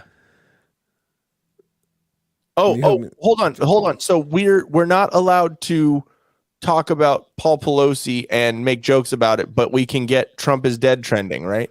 Yeah, Trump is dead is trending, and then like you have like a happy dog, like, oh yeah, this is me. Why you gotta ruin the happy dog video with that lies shit? and lies. Dark stuff, buddy. Let me see. Oh, what does this one say? You can't buy happiness, but you can convict Trump, and that's kind of the same thing. It's just so desperate. Movies. It's so desperate. The hood on Biden. Oh, that's good. Okay, we didn't say that. Twitter, and we're talking about hypocrisy and all this stuff. Let me share mine real quick. Yeah. The only thing I know for sure is that Trump is dead has been trending. Does that mean anything? Just asking questions. Meanwhile, here's a totally fabricated screenshot that I found the Google search just now. Repeat. It's completely fake. Okay. Yeah. The whole thing just like, I don't know. It just seems like people are just jumping on this hashtag now. Mm-hmm. Yeah, like, this is going to be a fake thing that everyone on the left is going to get fucking hard-ons over. And it's like, why? He's not in power anymore. Chill the fuck out. You know what he did? He woke people up. It's not like no longer is this about like Trump running for office by any means. No one gives a fuck like if he's actually going to run or if he does or if he doesn't or that. It's just about the fact that he woke up. He woke like half the nation up at least. But it's not okay to ask questions about how like an 85-year-old man got hit in the head with a fucking hammer and didn't die immediately. It's not okay to ask those questions, right? See, that was the part like when we first talked about that on Twitter. That was the first thing I said. I was like, "Hey, you know what? If I got hit in the head with a hammer, I probably would be dead now at my age. Yeah, at 36, I would be dead. Like an old person's, skull is kind of like a baby skull. It's soft. You know what I mean? Like, what's going on here? So, Elon got into it with Hillary Clinton, and then Jimmy Kimmel decided to go after him. I'm going to start here with the Hillary Clinton post, and then we'll go from there.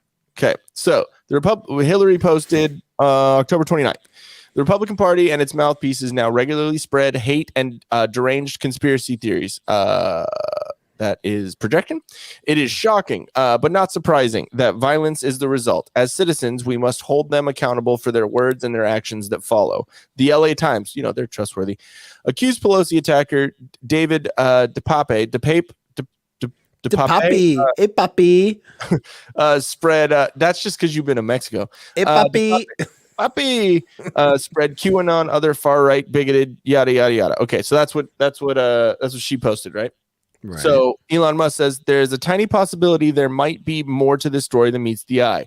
Holy shit! A very neutral, just like, hey, there's the tiny possibility. You know what I mean? Like, it could be sarcasm, yes, of course, because that's Elon. He's trolly, right? Yeah. So obviously that's something that could, but he's not going at it in the same way that the fucking drunk grandma of death is fucking going at it. Okay. Yeah. So I'm sorry, that's the best fucking name for her ever.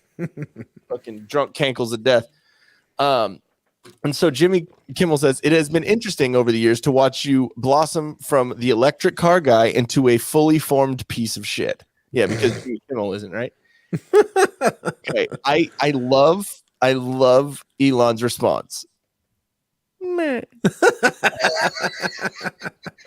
Okay. So I was watching Dave Rubin, and he was like, yeah, wouldn't it be weird, like, if you could just like pull up how he's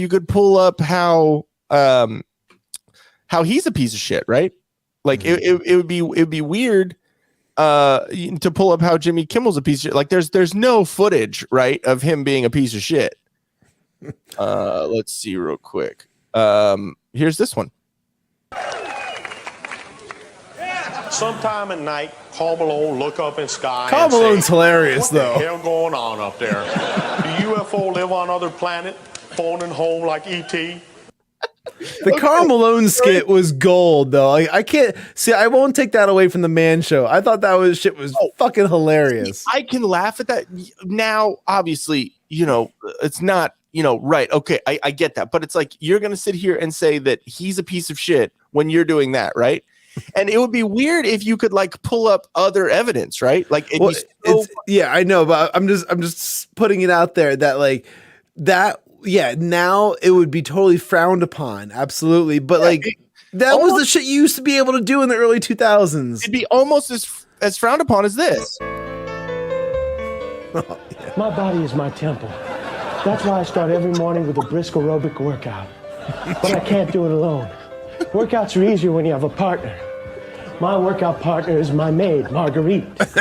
Marguerite's soft brown stomach protects my knees and ankles from unnecessary wear and tear. Not too much longer, mi sopra, okay? That means shut up in Spanish. See, I'm Hispanic. I can laugh at that. But it's like, what are you doing, dude? Mirror. There needs to be a fucking mirror shown in your face. You are a piece of shit. You literally said that. You said when the COVID, the vaccine and all that shit was going on, you literally said that we shouldn't have the unvaccinated in hospitals. Yes. So like, that's the part that makes him a piece of shit.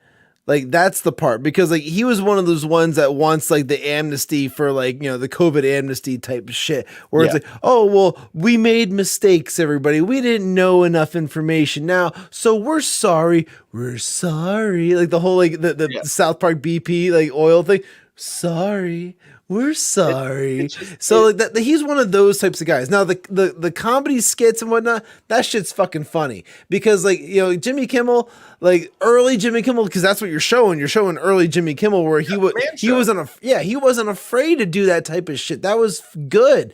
Now that he's become like one of like the many like mouthpieces of like the narrative for like the left. Like this is the type of thing where it's like, all right, this is just what he does. Like now it's just like, but he's making these terrible arguments. It almost seems as if since he did that, now that's why he's so woke, because he has to make up for his past, transgressions. Oh, do you remember when he cried for Harambe? Well, everyone cried for Harambe. Come on, dude. No, I didn't cry for fucking Harambe. I had dicks out for Harambe. Well, obviously that got you really excited. When that fucking gorilla died, that's when everything changed. I think we stepped into an alternate dimension, and when Harambe died, that's when everything went crazy. For whatever reason, Harambe had a big influence on our generation. How many people actually met or saw Harambe? I never saw or met Harambe. All I knew is that you could whip around that little boy, and then unfortunately, that was a bad scenario, and the gorilla had to be put down. Honestly, if that was my kid, I was like, yeah, kill that fucking gorilla. Well, kill the gorilla. It sucks because yes, there's that fact of yes, that gorilla is probably going to end up at some point doing something bad to that kid. But if you really watch that video, because I watched it a good couple of times, if you really watch that video, like it looked like the gorilla was trying to keep the baby away from, like it looked like I know. Yes. I'm just saying. I'm saying because there's both sides of it. Yeah, I agree. Like I've seen the video and I know exactly what you're talking about, where it looked like he was kind of, or the Harambe was like pulling the kid in and kind of like go to take care of it. But then like shit went south really fucking fast. Yeah. And do you love black people? It's a wild fucking animal, man. So like, you hit the wrong one. Is that why? You totally hit the wrong one. Yep, I totally did. But the joke is still there. And the joke is there, but it was a bad joke. Be offended. Apparently, we're just gonna leave that there. Hey, to all of the black community that watches the Whiskey Capitalist, that's not who we are. This is not what we stand for. We apologize for the joke that just occurred. It was Shawn. It wasn't me. My hands are up here. My hands are up here the whole time. Movies. Why are you jumping into our studio and playing? Canceled. We're fucked. Yeah, exactly. God damn it. Man, bad jokes. Bad jokes. Okay, so what else do we have?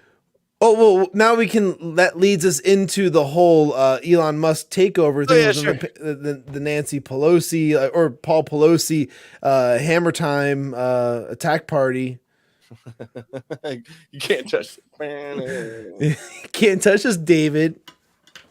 He's just wiggling around his underwear, and there's like, my Secret Service, they aren't even here, David. No one's home besides me.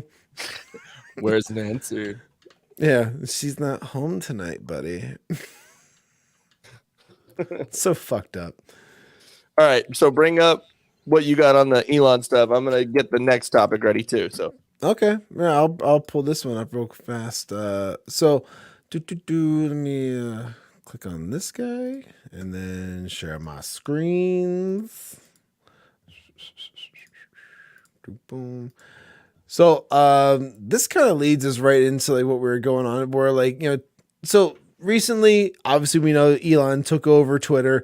Everyone's been freaking out about the whole thing because it started with Elon sharing a story about the Paul Pelosi thing, and it was from an unverified website source. I don't know, it was probably like the Daily Beast or something like that. I don't remember which source it was that he posted it from. Is the New York Post still getting hacked? Not anymore, thank goodness. But yeah, that shit was ridiculous. That was ridiculous. I know. I love the New York Post, and like I was like reading those, like, oh, it's still hacked. Oh, you're still hacked there. I see. So good. So fucking good. But the reason I bring this up is just because like, so people were really losing their minds over the fact that like now Twitter's owner is sharing what they deem to be like misinformation or disinformation and stuff like that. And so then he came out and he's like, all right, you know what? We're going to do this $20 a month charged for all blue check marks. And in order for you to keep your blue check mark. And people are just like freaking out, like the journalists and everybody. And, you know, I don't really understand, I think, the full concept behind like the blue check mark, maybe like the benefits of it, besides like saying like you are like a public figure, you know, like that's essentially what it is. And like you're like an official journalist type deal. Yeah. That's essentially like all I'm really gathering when it comes to this type of thing. But like, no, so he's doing this to try and create money and like an overhead or something like that. Let me see if I have this other tweet real quick where it was Stephen King and that fucking guy. Yeah, but like the Stephen King thing, I pinned so many fucking things here. Oh, dude, we got to see this thing real fast. So this actual footage of Elon's takeover. Elon's takeover of Twitter. You ready? Yes. Okay. You're gonna love this. Hold on. Let me go here, bring that there, pause, and present. I have to talk my way through it in order to make this happen correctly. From our friend Josh Lacash sharing this. Oh. Here's Prague, just hanging out there. Just look out the window. This is a nice day in New York, you know. Oh, that'd be San Francisco, yeah? San Francisco, yeah, whatever. It all looks the same to me. Yeah. New York smells just as bad, I'm sure. And they're all looking outside. What's outside? What's going on? Oh, it's a Pepe the Frog. A whole bunch of angry Pepes.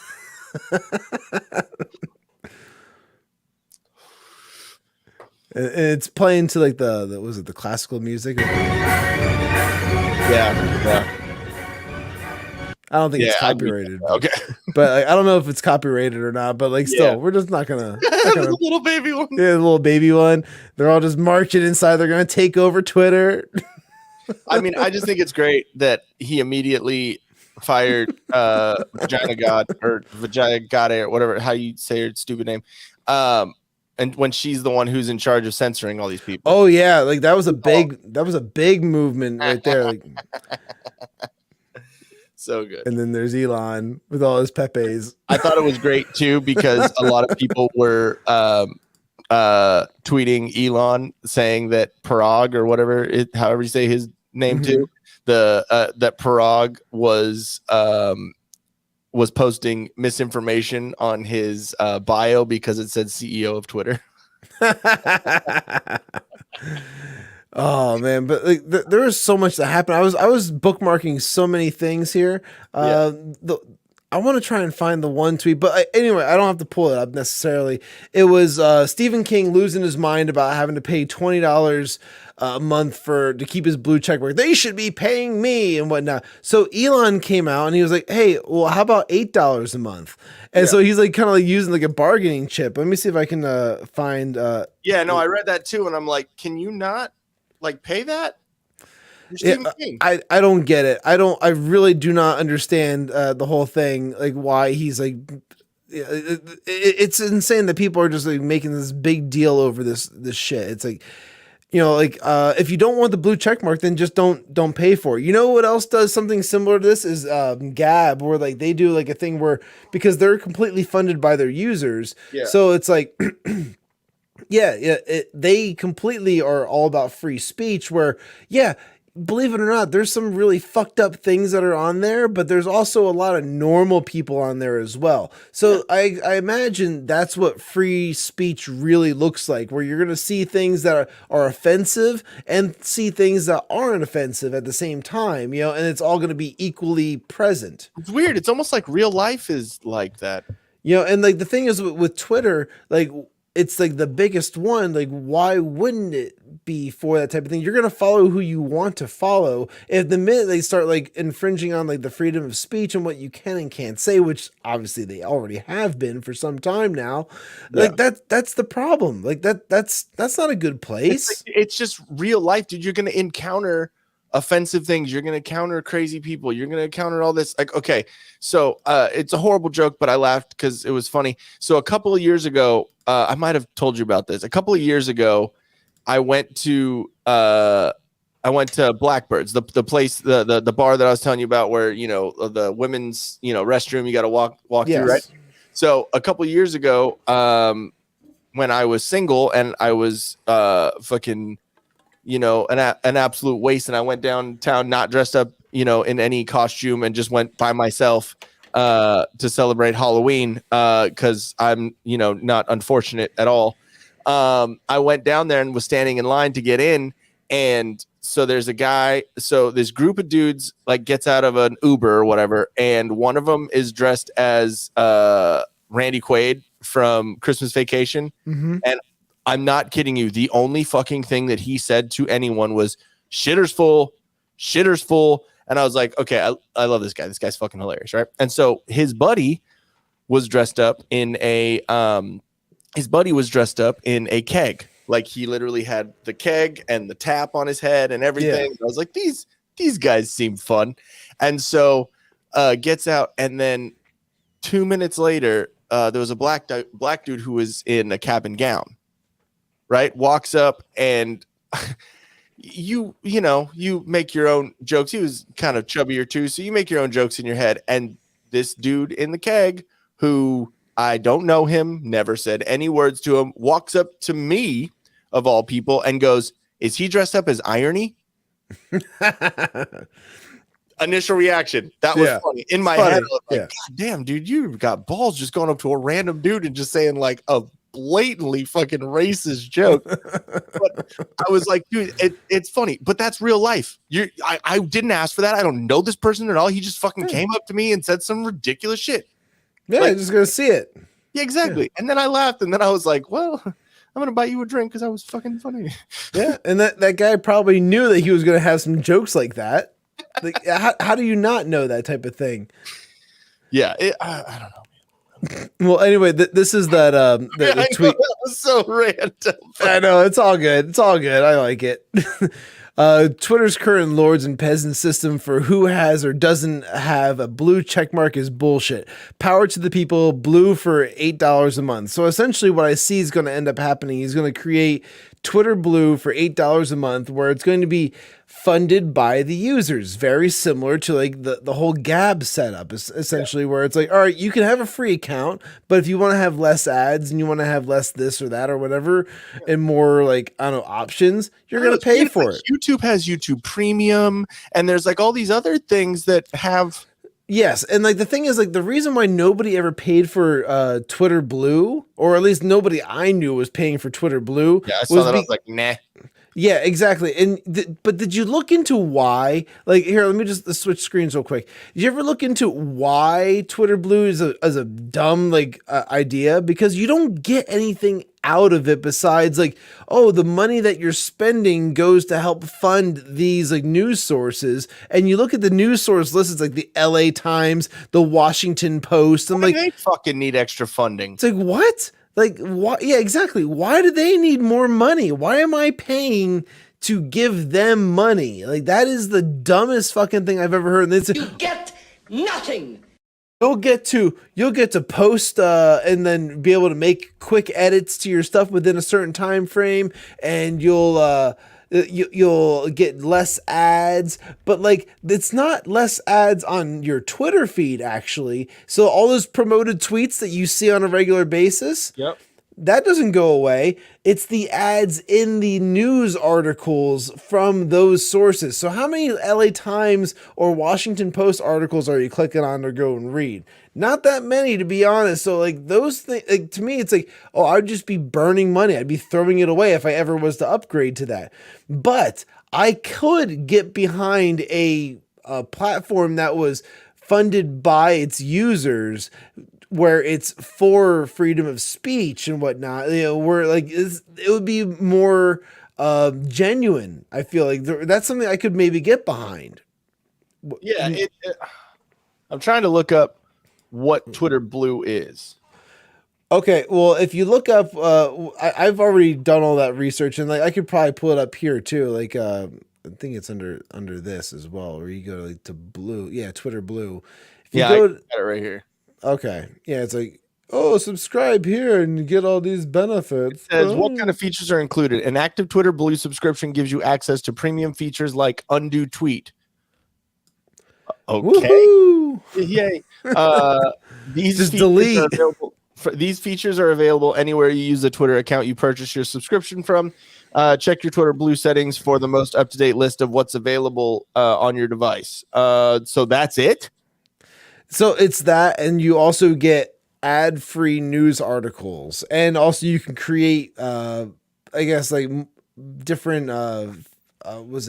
like quick points, like, or checkpoint things on like your screen, like, so you see like on the side here where you got like home, the explore, you could change these to whatever it is you want them to be. Which, woohoo! Okay, so when you're trying to advertise like a new product or advertise a subscription service, or do all that, you put the most like important one first, the eye-catching, right? The clickbaity one, right? Sure, of course.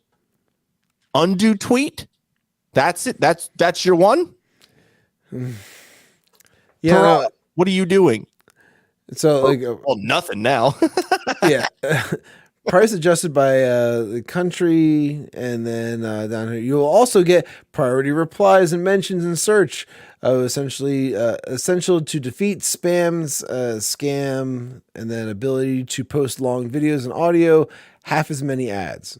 And paywall bypass for publishers willing to work with us, which I don't understand that one. That's one was like paywall bypass. Like what? So I think basically because paywall is the Twitter Blue. That's okay. So they're saying that there's going to be people that don't have to pay it if they're willing to work with them for whatever it is. Maybe it's going to be like a discounted rate or something like that. Yeah. But like this is like him just kind of going off and like showing like, all right, well, it'd be like it's for like public figures. This will also give Twitter a revenue stream to reward content creators. So money comes back. Kings that are saying that they should be paid for this or whatever. He's literally saying, yeah, but Stephen King is one guy who does not deserve to get paid to be on that. I know. I'm not saying that he does, but I'm saying that that goes towards what he was fucking saying. Yeah. Well, there's one. Oh, here, Cat Turds one is hilarious. My offer still stands. He'll pay $1,000 a month if you give him the only special brown check mark, the skid mark verification. Yeah, I mean, it's just it's one of those things where it's like Twitter verification and like the blue check should have been, it should be for people that are actually real, which is great. But what it's become is just there's people with fucking 15,000, 20,000 subscribers, and they got this blue check, and it's like, why did they get that? Oh, because they go along with the narrative. Yeah, because they're journalists that work for like the Washington Post or like the LA Times or New York Times, anything like that. Like, so yeah, that's a big part of it as well. We're like, and also activists for a while were getting blue check marks, where if they went live at like riots and like rallies and things like that, they were in live tweeting it, they were getting blue check marks, and they would have like 2,000 like followers. Like that. So like it really turned into nothing. And the funny thing with the whole thing is that like some of these people who are saying like they're going to leave Twitter, like this is like how they make money. I'm saying like bye, goodbye, but like they're saying like this is how they make money. This is their only claim to like being a public figure in a sense. Yeah. So like if they're going to abandon that, they're basically abandoning their, I don't want to say career, because I don't think a social platform is your career, but it's their status. And like they're not going to do that willingly. They're just kind of like, oh, well, I'm leaving if Elon Musk takes control. Well, he took control. You're still here. Why is that? Oh, is it because like this is where you get your that your ego is built up from? Like it's whatever. What it is it's basically like it's their new I'm gonna move to Canada if Trump gets elected. Right. It's the new one for that. Yeah, absolutely. Which nobody in Hollywood moved to Canada because Trump was elected. Exactly. It's kind of funny though.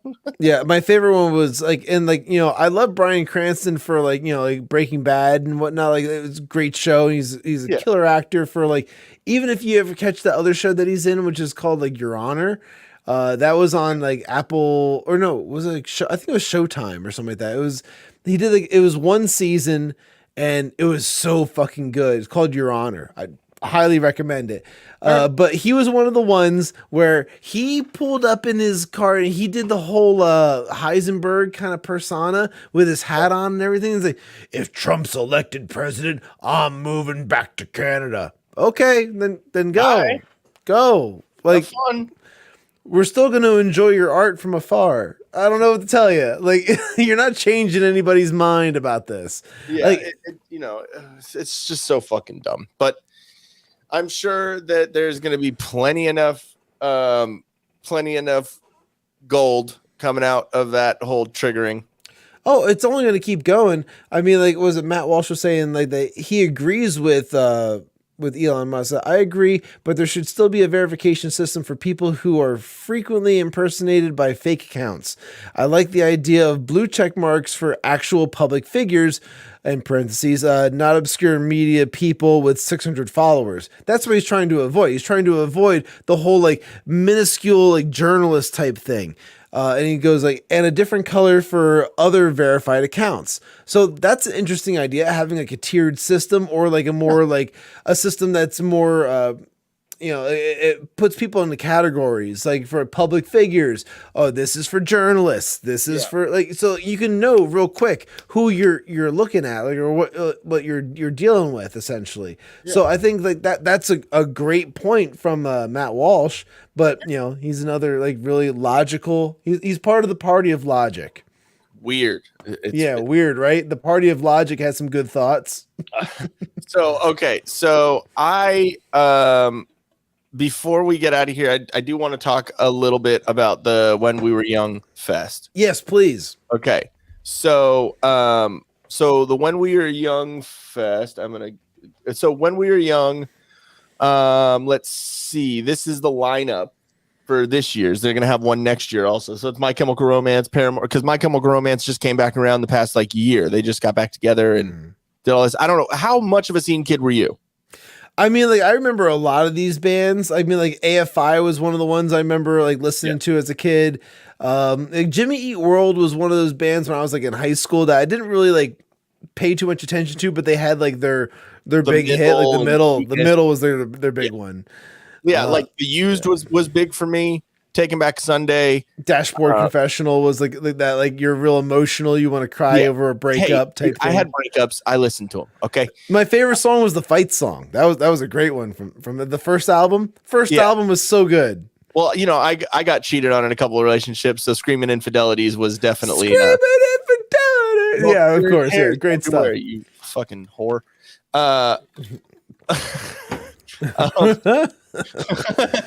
Biden, did you say young? And then you remember I liked a bunch. It's interesting to see Avril Lavigne on there. Glassjaw, which they were awesome. I love them. These guys right here. Yeah, I remember Glassjaw. Okay, so Atreyu, they kicked out the screamer, the main singer in the front, right? And you know how their drummer was the one who did the cleans? Uh-huh. They got a new drummer, and their drummer who did the cleans is singing now. Holy shit, he is huge. He is literally Will Sasso. Oh, dude, I'm not kidding. I watched a couple of videos of it. And I was like, Will Sasso is singing for Atreyu. There's no, it's fucking amazing. But yeah, it was cool. It was cool to see Pierce the Veil came out with some new shit. Pierce the Veil is a band from San Diego, and they used to be a band called Before Today, and they were good friends with all the bandmate, all of us bandmates in the band that I was in San Diego. So it's kind of cool to see their progression. I remember when they stopped being in Before Today and started Pierce the Veil, and I remember it was the whole handing out demos out in front of out in front of the shows and stuff. I remember getting their demo, be like, oh, cool. I remember these guys. Like, I'm glad they're, they started a new band. So it's cool to see, all this stuff happen. But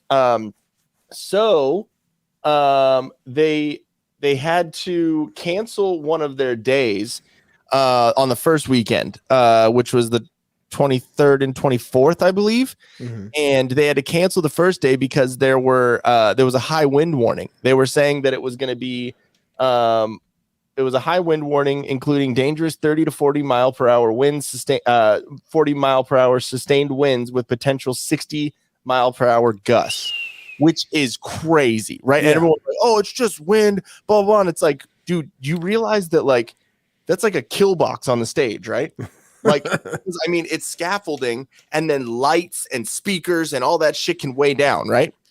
So I found something that can explain what happens when there's high winds and there's a stage. What, you want to see it? Yeah. Oh, it's good. It. Oh, it's good.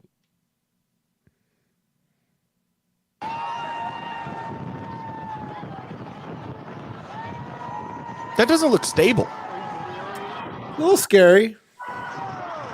Gets better. Whoa! That was the Grateful Dead. Yeah, just because of this guy right there.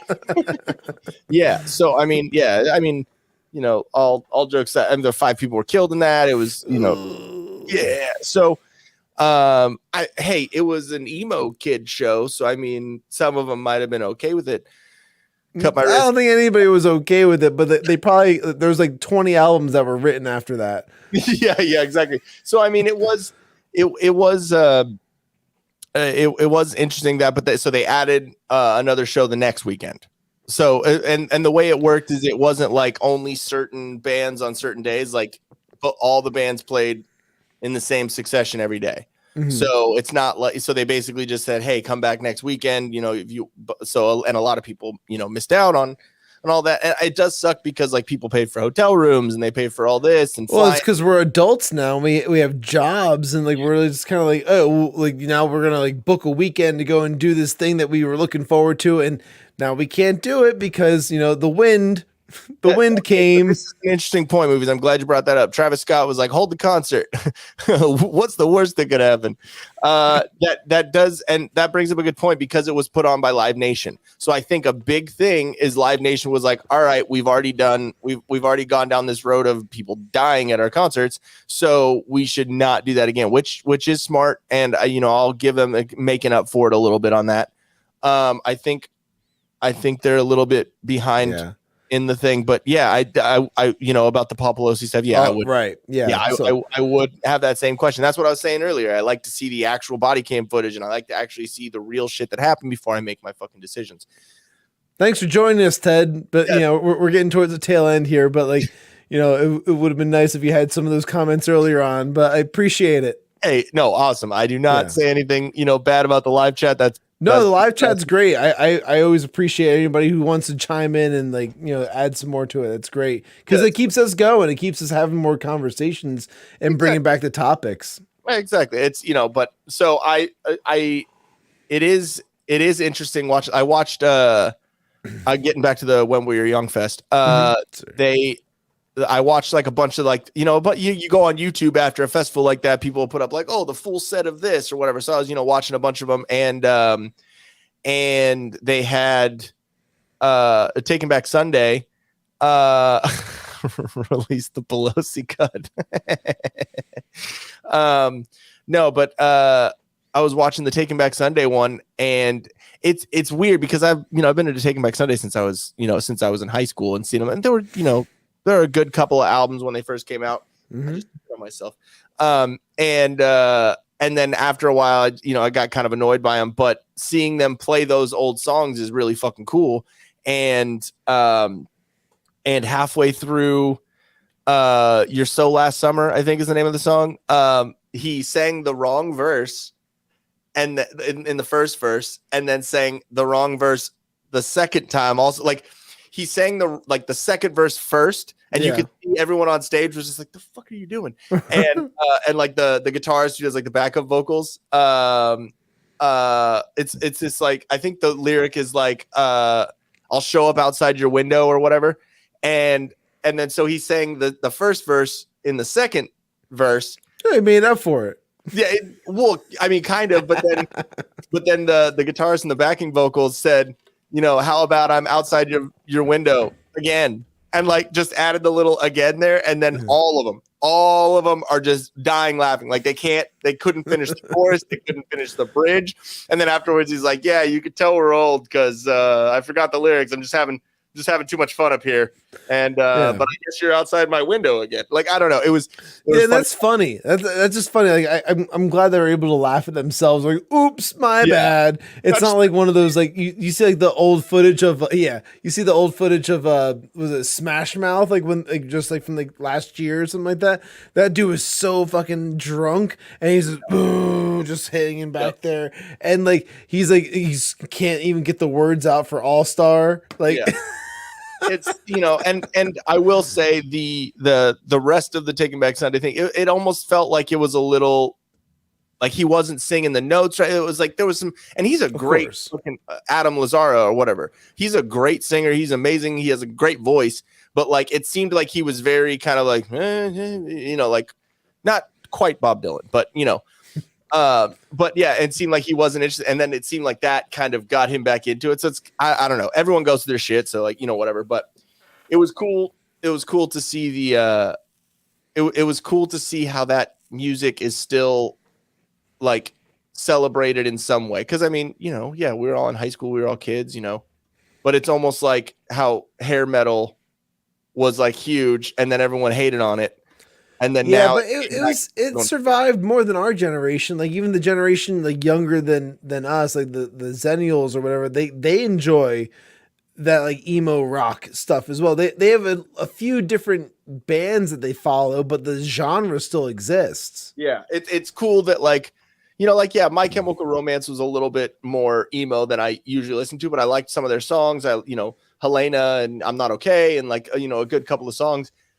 But it's cool that when they came back, like all these people were like, "Oh my god, dude! Like this is fucking cool. They're back!" Like blah blah. You know, like I always considered like Coheed in that realm too. Oh, dude, Coheed. Jen fucking hates Coheed, but I like them. His voice does get annoying sometimes, but the musicality and the fact that they have it was a whole concept. Like, it was you know, great. Like, Great you know, stuff. I told you about with the Hero and Me stuff that I was doing. It was a whole superhero concept. So that was like a big influence. Like they were a big influence on me story wise and lyrics wise. And so it's cool to see. And they're amazing live, dude. Like fucking top notch, hit every note. And dude, they're fucking great. And Claudio with the big ass fucking hair. It's just it's just fun. It's stuff, man. Yeah. But Trevor, how did I not know about this? Oh, about when we were here? When we were Young Fest?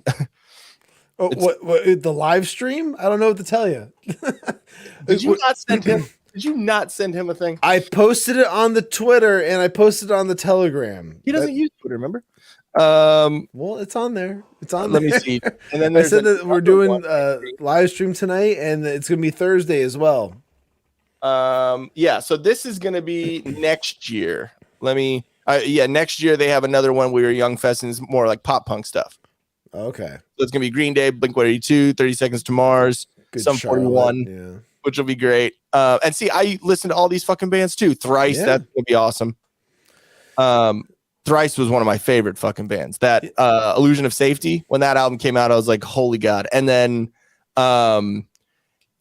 oh yeah, Trevor, it is Mondays usually. I mean, I'm guessing that's, you know, probably the Trevor, yes, normally it's Monday and Wednesday, but you have a couple of kids too, Trevor, so like yesterday was trick or treat. That was kind of a big deal for me and my family, so we're like, hey, you know what, we're gonna move the live streams to Tuesday and Thursday out of kindness to my family, and then next week we're gonna be back on regular schedule, Mondays and Wednesdays like we normally do. And I got news for you. That means you're gay. That's right. It means you're gay, Trevor. No, I was talking to you. So the one cool thing about this is this Finch. Do you remember Finch? Barely, but yes. They are from my area. They're from the Temecula area. So it's kind of cool to see them back out. I randomly ran into the drummer, Alex Pappas, a couple of years ago, and we just fucking started hanging out and like smoking weed and whatever together. So it was kind of cool. Like, but yeah, man, it's I think it'll be fun. I don't know if I'll go to this one. I kind of wanted to go to the When We Were Young Fest, but the tickets were fucking. And I just noticed that MXPX is on there too, Dude. Which is pretty cool. MXPX is awesome. Life in general, that album was great, dude. I love I had a bunch of their albums. I thought they were great. I loved a lot of their stuff. I'm just surprised that like A Static Lullaby isn't on there. That was a band that I was into. And they were, kind of puppy. They probably would have fit better on the last one. But Bowling for Soup. Yep. The Ataris. Like, dude, this is gonna be Goldfinger. That's gonna be great. Sure. But, you know what I mean? It should be. Rise Against was kind of annoying. I don't know. Like they got real old real quick to me. And Good Charlotte is just god awful. Yeah, they had a few good songs, and that was pretty much it for them. But now, like, again, they got old real quick. Yeah, if you noticed, the one guy Joel, I guess he was like the singer of like Good Charlotte or whatever. Now he's like a host on the new season of Ink Masters. Yeah, Joel Madden or whatever. Yeah, but like what pisses me off about him more than anything, I don't care that he's the host. I don't care about if like he had a few good songs or whatever that. The shit that pisses me off is the fact that he talks out the side of his mouth all the time. Like, so like I watch like Ink Masters all the time, and like when he's talking, everything he says is out here. He's like, hey, so like this is the only part of his mouth that like he had like a stroke or some shit. It's just like over here. This is the only side that's moving. And wait, like so Tattooed Fetterman is. We're not talking about Fetterman and his strokes. We're talking about like dude. Since like I don't really care about the Pennsylvania, but you live there, so yes. So I've taken a little bit more of an interest. So dude, that debate. Oh, the debate, yeah. The debate itself, I watched the whole thing, and anybody who can't admit that Oz won that are lying to themselves. Like but then they flip it and they sort of like, oh well, you're being ableist because he went through a stroke. Wait a second, let's back that up just a couple of weeks, because before that everybody was saying, hey, your guy should not be running right now because he had a stroke and this is like a serious thing. And that's not even talking about the bump on his neck. No, I'm not talking about that. I'm talking about the fact that like the irony of this entire scenario where it's like, so everybody, like including myself, were saying like this guy should not be running right now, and it's not to say like, oh, it's because we need to take control. Put somebody who can actually debate up there. Put somebody who can actually like be a senator, like in that position. That we went through, like it's almost like we went through this before with like a president. Yeah, well, again, let me just finish what I'm saying here. So, like, when it comes to this thing, everybody was saying that, like, oh, well, especially on like, the Democratic side of this, where they were like, this is their guy. Oh, strokes are no big deal. Like, this is not like strokes aren't that bad anymore. Let me tell you from personal experience, like, I've had both my grandparents and my father go through like stroke type scenarios, and nobody comes out of it the same as they were before. Like, and if they do, they're not telling you everything that's going on with them, because like I can tell you, like when my grandfather had his, he came out of it a completely different person. Like personality, everything was just different. Like I didn't know him anymore. My grandmother, when she had hers, she came out the same person, but she lost function of like her like left arm, and like it took a while for her to ever even be able to like walk correctly and stuff like that, because like it was just like a very serious thing that happened. Then when my dad had a stroke, like he's lost like some of his like short-term memory, where like things aren't like as quick like on the draw for him. Like, so it's a little bit harder for him to like recall things like from like, if I tell him something like a couple of days ago, like he won't remember it unless I remind him several times. And like he's even admitted to me like he doesn't remember things the way he used to. So it's affected his memory. And so like I don't don't diminish what strokes are by any means. Like I know that they are very serious, which is even more of a reason to not put this dude in charge of shit. Exactly. If that wasn't enough, then he went on to the debate finally, like after like months and months and months of like Oz wanting a debate with this guy. It would be shooting fish in a barrel, like just having a debate with him. And they finally did it. And we saw exactly what the Democrats were trying to hide when it comes down to this. They were trying to hide the fact that this guy was not fit for office. So then the conversation immediately shifted to, hey, well, you can't say that about him, because if you say that you're ableist because he went through a stroke and you should sympathize for what he went through. He should get it because he deserves it. Go fuck yourself. We did sympathize, and I still sympathize with the guy and where he's what he's going through on the health side of things. And when I said this, there's a difference between sympathy and empathy and giving someone something like.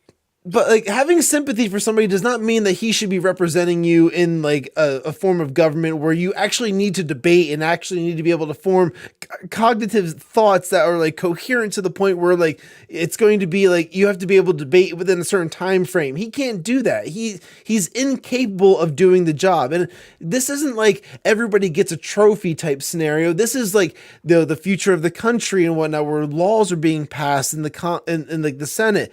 This is not the scenario for him to like be in office by any means. I want to watch some of the highlights because they're too goddamn good. Okay. Everyone who is watching tonight, to share your thoughts on social media, remember to use the hashtag PAC. I'm running to serve Pennsylvania. He's running to use Pennsylvania. And let's also talk about the elephant in the room. I had a stroke. He's never let me forget that. And I might miss some words during this debate. Okay, it's the Washington Post, so I don't know how skewed this is going to be, if it's actually going to be the funny ones. It's fine, because like honestly, even just like hearing him say the things that he's saying, you can tear it apart. Can hear it. But you can hear it. But like the thing is, like whenever they asked a question, there was immediately like a 10 or 15 second delay, because he's got to read the question in order for him to fully understand it, because he's got auditory issues of what's going on in his brain. And that alone should have been enough. Now, when I brought all of these facts up to someone who always votes Democrat, they laughed at me. Because they're like, oh, well, strokes aren't that big of a deal anymore, and this and that, and like, they don't see the severity of like where this is going. You are essentially doing a participation trophy because he's your guy. He's on your team. Hey, do we like Oz? Fuck no, we don't like Oz. The guy is phony. He's not from Pennsylvania. He says all the wrong shit when it comes to like, trying to be a Pennsylvanian.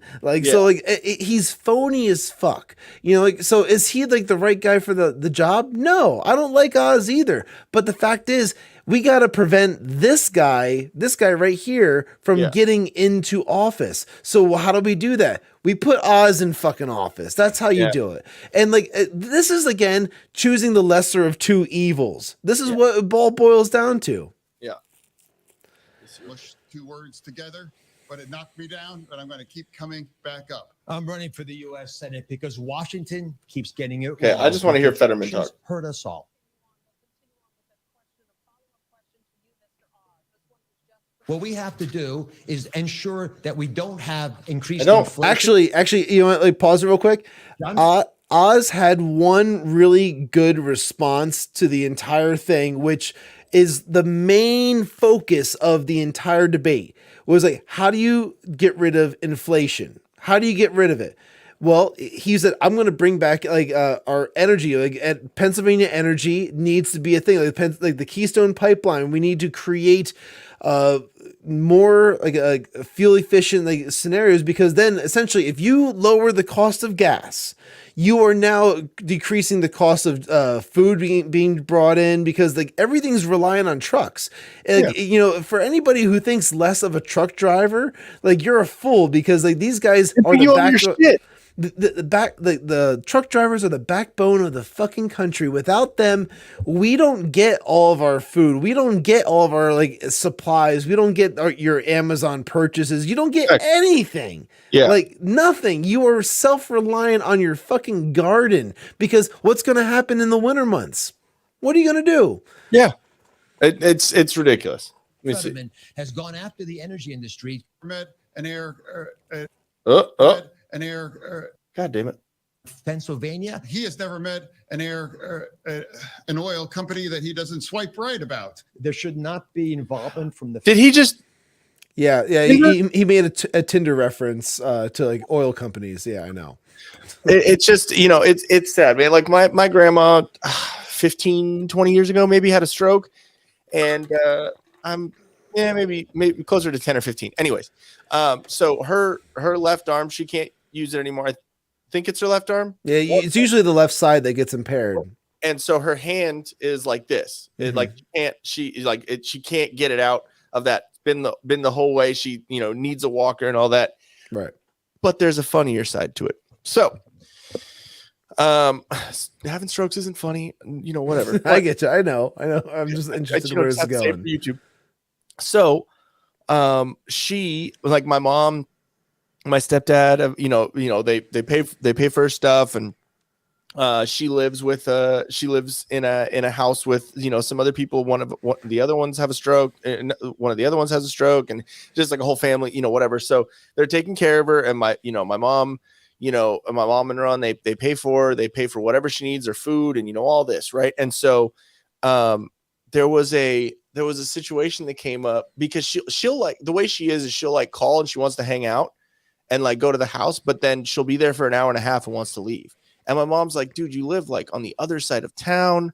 Like, if you're gonna come over here, like come over and hang out for a while. Like, I'm not just going to pick you up. You say hi, whatever. And then I'm going to take you right back. Like, that's like a 45-minute trip, like, there and back. So like, come hang out with us. So anyway, so she just kind of like that. And so I heard, like I was over there and I heard my grandma called my mom, and like the way that my mom answered was, hi mom. And then she walked over into the other room, and I heard like this kind of louder conversation. I looked at my stepdad, and I was like, hey, I know grandma's the way she is. I know it's not my place. It's grandma and mom. That's their relationship. Like, I can't really talk about it, but my outside opinion is starting the conversation with, hi mom. It's not going to get too much better from there. And he was like, I understand what you're saying, but you don't know the whole story. And I was like, ooh.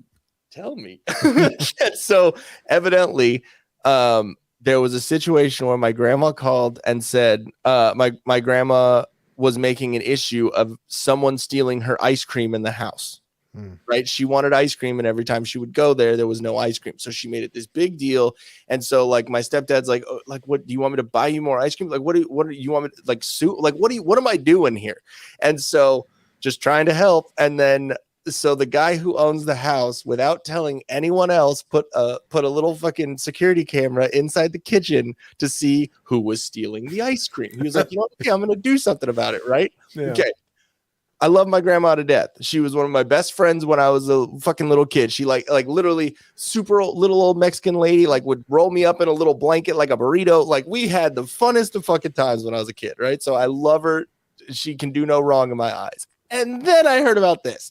So she like goes around like on one of those little, one of those little red walker things, with the tennis ball on the bottom. And like they bought her like the nicest one. It's like fucking red Corvette colored. Like, it's got nice wheels. Like, it's awesome. Got the spinners, man. Dude, I'm almost to that point, dude. It's to the point where like my Uncle Ray literally just puts her on the little seat thing and just pushes her. He's like, I don't want to deal with the like 10 minutes of getting out of the door into the driveway. So anyways, and like my little sister will help her like go into the bathroom and help her like do all that. So like we cater to her a lot. And so this guy looks over the footage and finds out that she, without a walker, walks into the fucking kitchen, gets the ice cream for herself, and then takes it back to her room and eats it, and then blames everyone else. And I'm like, you fucker. Like, really? Like, So, and I heard that and I was like, all right, I get why mom's a little cranky about it. But like, it just changes the whole way that the brain, like you were saying, it changes the way people act and stuff. And like, I would never see my grandma ever doing something like that. She's a little manipulative and, whatever, the Mexican guilt and, all that. I get that. But it does change the way you do things. And it's like, bring it back to Fetterman. He just had that stroke, right? Recently? No, it's about like 2 months out now, but yeah, still it's recent if you think about like in the grand scheme of things, like not too long ago, he just had a stroke. Yes. Yeah. That's what I'm saying. Like relatively somewhat recent, right? Yeah. So there's not been any like long-term effects of what this is, what has happened. Cause obviously a stroke is going to treat different people different. So like there's no long-term effects on that. So how, in the next 6 months, in the next year, in like, how is that going to affect? There's no telling what the long-term effects are going to necessarily be. As of right now, all we can really say is like he currently has like the auditory issues with being able to like hear and process words from people, like, like speaking to him, and like how he may like mash words together. So like that they're trying to play it off as like that's all it's wrong. I'm like, yeah, but that's kind of a big deal when like your entire job in the Senate is debating. Yeah. That's your entire job. And he pushed off debating the entire time of this campaign until like we are 2 weeks out. We were 2 weeks out at the time when he did the debate. And I sat and I watched the whole thing, and then I commented on Telegram. I'm like, yeah, like this whole thing, like you can clearly see that they're like Oz won, and if you can't admit that, then you're lying to yourself. I don't know how else to put it. Like, are we happy that Oz won? I don't know. Like, I mean, like, I guess considering it prevents Fetterman from getting in office for anybody who might be a fence sitter, but at the same time, like, there's barely any fence sitters anymore. Like in today's society, it's either like you are for the narrative or you are a free thinker, and a free thinker could be against the democracy, or it could be, the Democrats, or for the Democrats. It could be a combination of different scenarios, but for the most part, I think most people are going to be voting for Oz to prevent Fetterman from being a fucking clown in office. Yeah. I mean, and it sucks when that's the situation, Yeah, it's unfortunate. Why can't we have somebody in there that we really like, that like, could actually, represent the state well, like whether they were left or right? Who, to me, that wouldn't matter if they were like a really well-spoken person and had good policy ideals. Like if you took like some of like the ideas that people think that why you should like Fetterman. People think that like, conservatives should like Fetterman because he likes guns. I'm like, that's not like a big selling point, to be perfectly honest. I mean, saying shit like that just goes to show that you have no clue who your opponent is. Yeah, like you don't know what conservative interests are. Like if that's what your concern is, because like when I talked to one person about it, they were saying, Fetterman's for legalizing weed. I'm like, so that's what you care about? Like you care about getting legal weed? And he's like, well, it would be a nice thing, wouldn't it? I suppose, but aren't you more concerned about the fact that Fetterman wants to release violent criminals out of prison? Like people who are like, domestic violence or like stabbings and like different like drug charges and this and that. Like, you want to release them out of prison? Like these are violent criminals. You want to release, he wants to release them. And you're okay with it? Like you're talking about like rapists too. You want another Darrell Brooks to happen, because that's what you're saying. Essentially, yeah, like or Jacob Blake, another Jacob Blake type scenario, where like a domestic violence scenario, because those are the types of people that would be getting released. And that's what, and that turned into that turned into the fucking Rittenhouse shit. And then like, one thing after another when it comes to that. So again, like when I brought that up, I was like, to me, that's a bigger issue than getting legal weed. Honestly, I could go without getting legal weed, a little bit longer. California, look at our fucking state. Yeah, it's like it's not something that I need. I would feel much better about having a safer state. Yeah. And if that means keeping the violent criminals in prison for their full term, then yeah, I think that's the way it should go.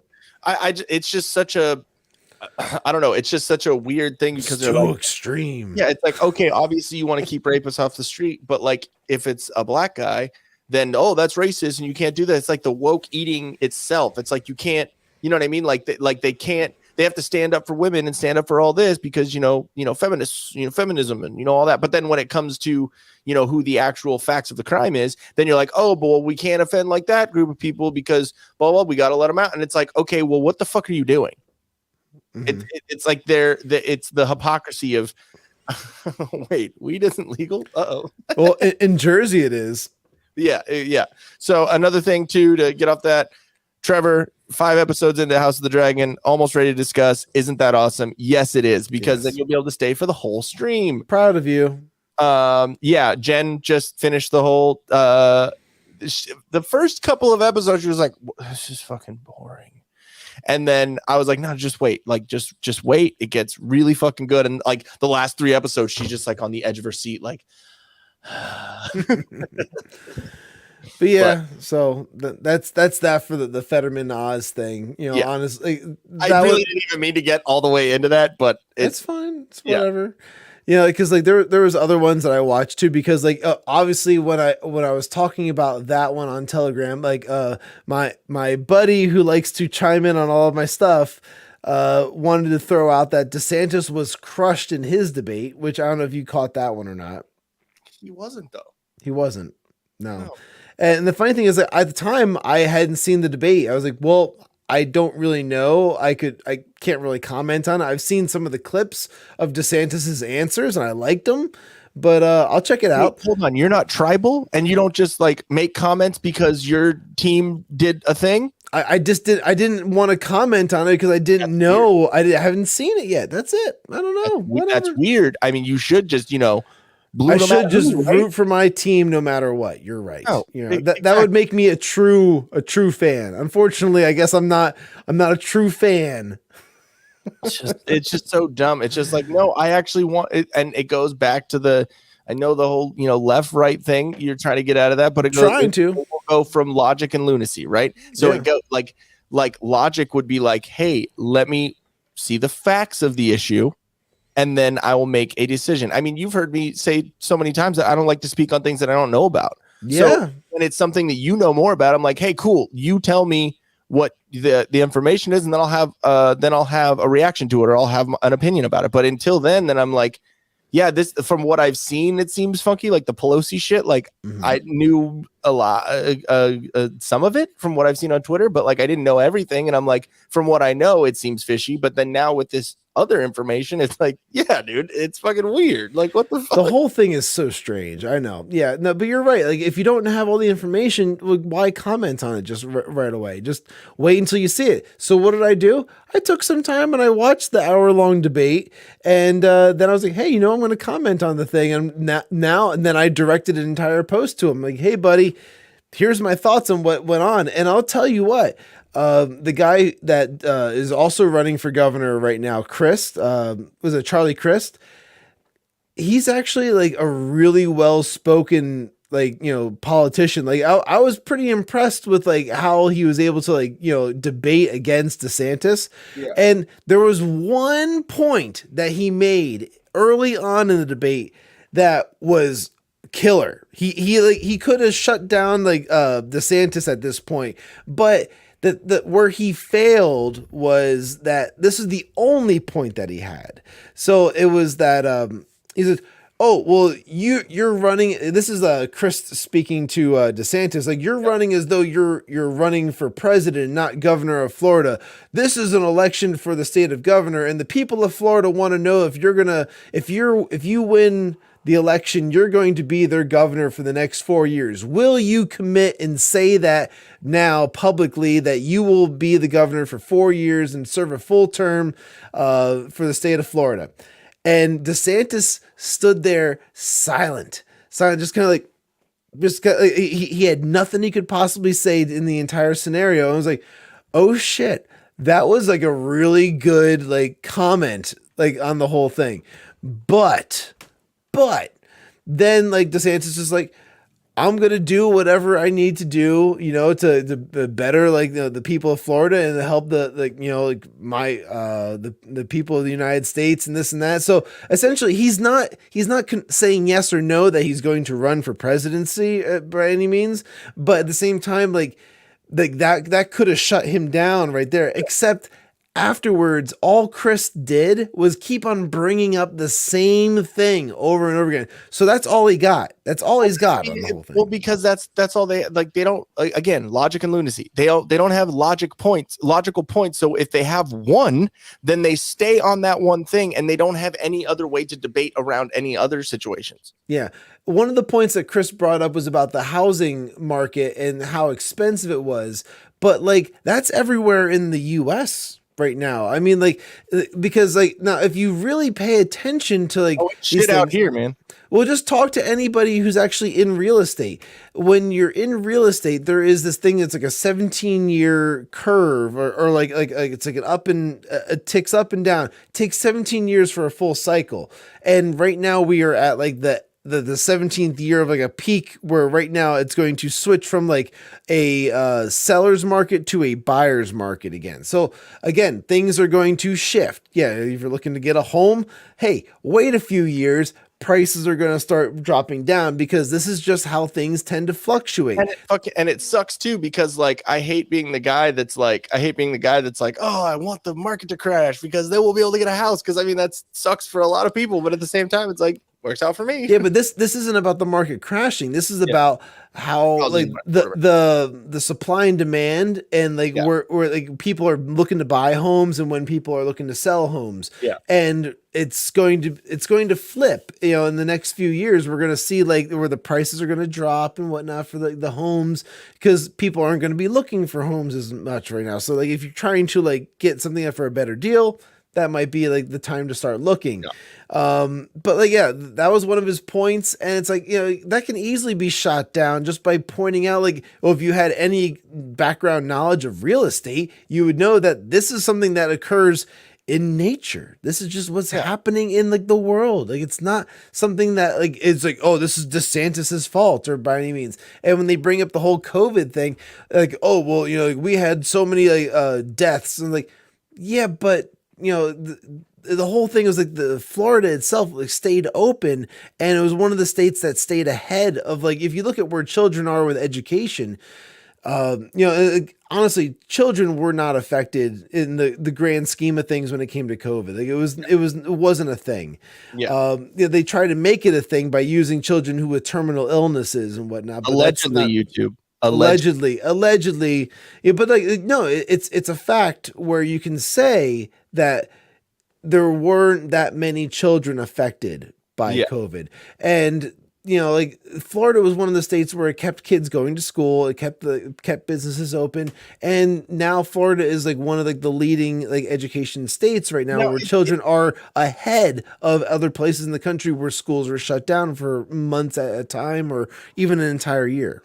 It seems that in the grand scheme of things, in the long run, that it could potentially affect kids more, because like, kids are dirty. They play in the dirt. They get sick, they're around a bunch of people, whatever. It builds up their immune system is a lot better. It builds up their immune system. But if they're put inside and have masks on and all this, it breaks down your immune system. So in the long run, it could affect them that way because of not having them be around that and to build up their immune system. So that is a thing. But my dad, yes, The Offspring and Yellow Card, looks like he's stoked for that. Sweet. That sound awesome. The Offspring might be the loudest fucking show that we ever went to. Like, god awful loud. Amazing, but like literally, I would love to see them. I would love to see The Offspring. Yeah, that's killer. Me and my dad, when I was younger, like, we used to go to fucking shows all the time, and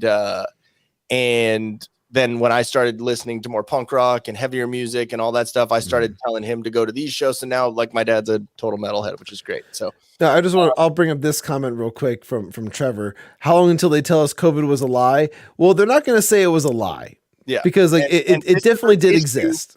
This is a topic.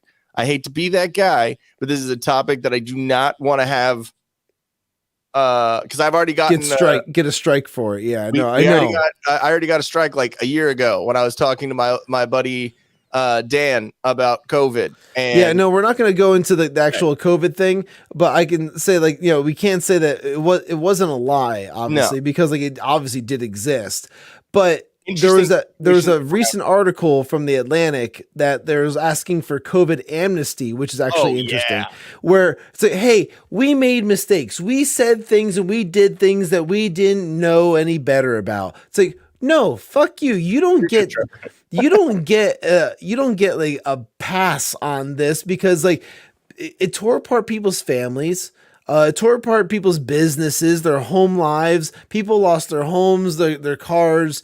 Like just in general, like things were very bad. You couldn't travel. You couldn't travel in certain states. Like you want to talk about when they kept on trying to say like the Republican Party is similar to Gilead and like the Handmaid's Tale. Like no. Like it was during COVID that like the states became like that, where like you need to, like there was people I knew that were traveling up to Maine from Pennsylvania, and they got pulled over, I think in Massachusetts, where they needed to show their vaccination cards in order for them to continue driving through the state. They weren't getting out of the car. They weren't like going and doing anything that they shouldn't be doing. They were just driving. And that was enough for police to pull them over and show me your papers. I think the most innovative thing that came out of COVID was drive-through strip clubs.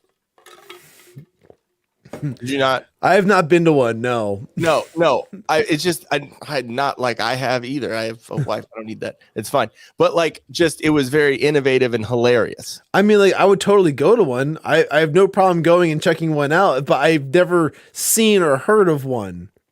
No, it was right after the 2 weeks to, flatten the curve. Yeah. Yeah.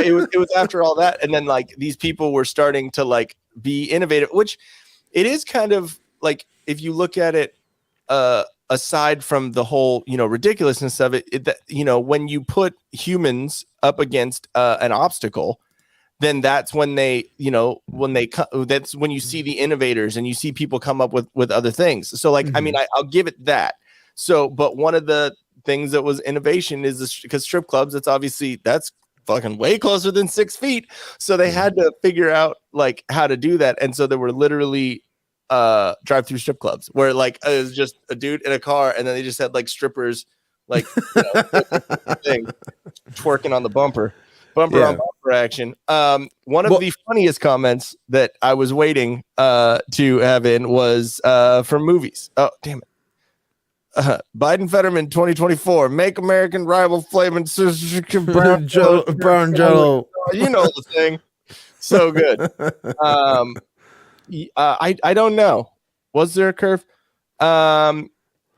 Here we got this too. Hillary was not from New York, but she moved there and ran for Senate. Yeah, exactly. So I mean, it's I know. I know. Same thing with Oz. Oz is not from Pennsylvania or nothing like that. Yeah. But like he's gonna still run. He's still gonna end up probably being like the PA senator, and like that's fine because it prevents Fetterman from getting in office. Yeah, but it also is weird how being on the I know left right you were talking about, but how again I'm just trying to I'm glad that it's sinking in. It's making you aware of what we're saying. Yeah, no, and I get it. I mean, I'm still going to use left right because I'm my own. Makes sense. That's what I want. But I'm just I don't want to trigger you. So no. By all means, I'm not infringing on your fucking language, dude. You say whatever that you want. I'm just saying, like, by pointing this out, I think it's actually like making people think about what they're saying now. No, I get it. I'm just respecting your pronouns. Fuck you, dude. But no, I'm with left and right, it's like on the right, which you are and we are. Yep. We can point out how that could be an issue. But if it was on the left, that was never pointed out with Hillary and you know what I mean? They'd never be able to do that because tribal. You know what I mean? Right. Are you guys gonna fight again? Yeah, fight. What is it, your period? when it comes to the whole amnesty thing, there is no forgiveness in this thing where it's like, they want us all to forget and move on. You know, maybe we can forgive, but we're not going to forget. No, no to either of them. I'm sorry. Okay. Yeah. And that's fine too, because honestly, like, I don't want to forgive it either, but I'm saying like, it's possible to just like be civil and say like, hey, you know, I'm never going to forget what you did because that was the most fucked up thing. I can never remember. It goes back to the being the bigger person thing that we were talking about, how the right is more able to have that moralistic stance of like, I don't want to stoop down to that level. Right. But again, like I was saying, there are certain situations where you have to fucking give them a taste of their own medicine. It's like, you know, on this point, no, I am not going to do that. Like, I am not going to sit here and let you get away with the ridiculous shit that you did. Fucking Andrew Cuomo and fucking Whitmer both sent COVID patients to old folks' homes and killed a bunch of old people. Like, no, that's not forgivable. Like, you should be. There are things that I want to say that I can't say on YouTube. Careful. There. Wall. Anyways, so but you know what I mean? Like, there are things that should not be forgiven. Yeah, especially with the Andrew Cuomo thing. I mean, that you know, it can trigger a lot of people just for the fact that, like, you know, that's a bunch of people's like grandparents essentially. I do think his nipples were a little more offensive. They were triggering for sure. He had chandelier like nipple rings for sure. Just kind of like big old things hanging down because like it was disgusting. Though Andrew Schultz had a name, his nickname for him was the chimp nippled sauce monkey. Oh, wow. Hot like a tamale. It's almost as good as a drunk grandma death. Okay, this might be the longest stream, but me and movies had one about this long, but I need to pee. And yeah, same here. So we can totally end this one here. This is fine. But yeah, amnesty is a no-go for us. You do not get amnesty after making all those crazy accusations and lies about us. Yeah, so. and then you know, facts coming out and them being a thing. Right? Weird. It was weird, dude. I don't know. They're, you know, I forgot facts are racist. I have nipples, Greg. Could you milk me? Puffy nipples. All right, y'all. Thank you for tuning into the Whiskey Capitalist podcast. Make sure to like, share, subscribe, follow, and comment down below and help out with that algorithm trying to get to that monetization point, if they'll even allow us to be monetized. Also, make sure to check out solo.to/thewhiskeycapitalist to find all of our links and how to stay in touch with us. Go to bit.ly/thewhiskeycapitalist merch to check out our fully stacked merch store. We should be adding some more things in there soon. I've been focused on getting the intros and everything done for Sippin with Shawn and Movies America and all that stuff. It should be, I'm guessing by the beginning of next year, we'll be in full swing getting all the shows coming up because, you know, holidays are coming up, all that stuff. So it's going to be busy. You know, so, but I'm working on it as much as I can. Speaking of that, go to solo.to/tildeathstudios if you need any digital design work, and solo.to/tildeath podcast for me and my wife's podcast. Just came out with a new episode. Clips are probably going to come out tomorrow. Just got to do the descriptions. And then we also have Shawn here. Solo.to/I'm Shawn Cav with all my links there for all my different social media platforms. And you can also, right here on this channel is where we're going to be doing some live Sippin with Shawn as well. So very cool stuff coming up.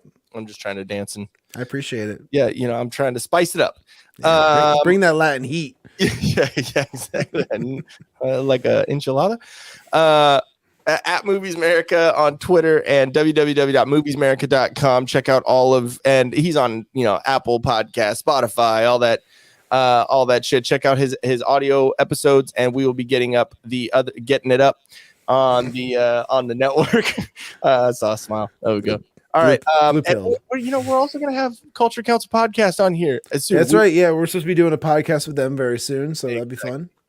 And make sure you check out at Til Death Pod Network on Twitter is the new Twitter handle that we just came up for all things Til Death Podcast Network.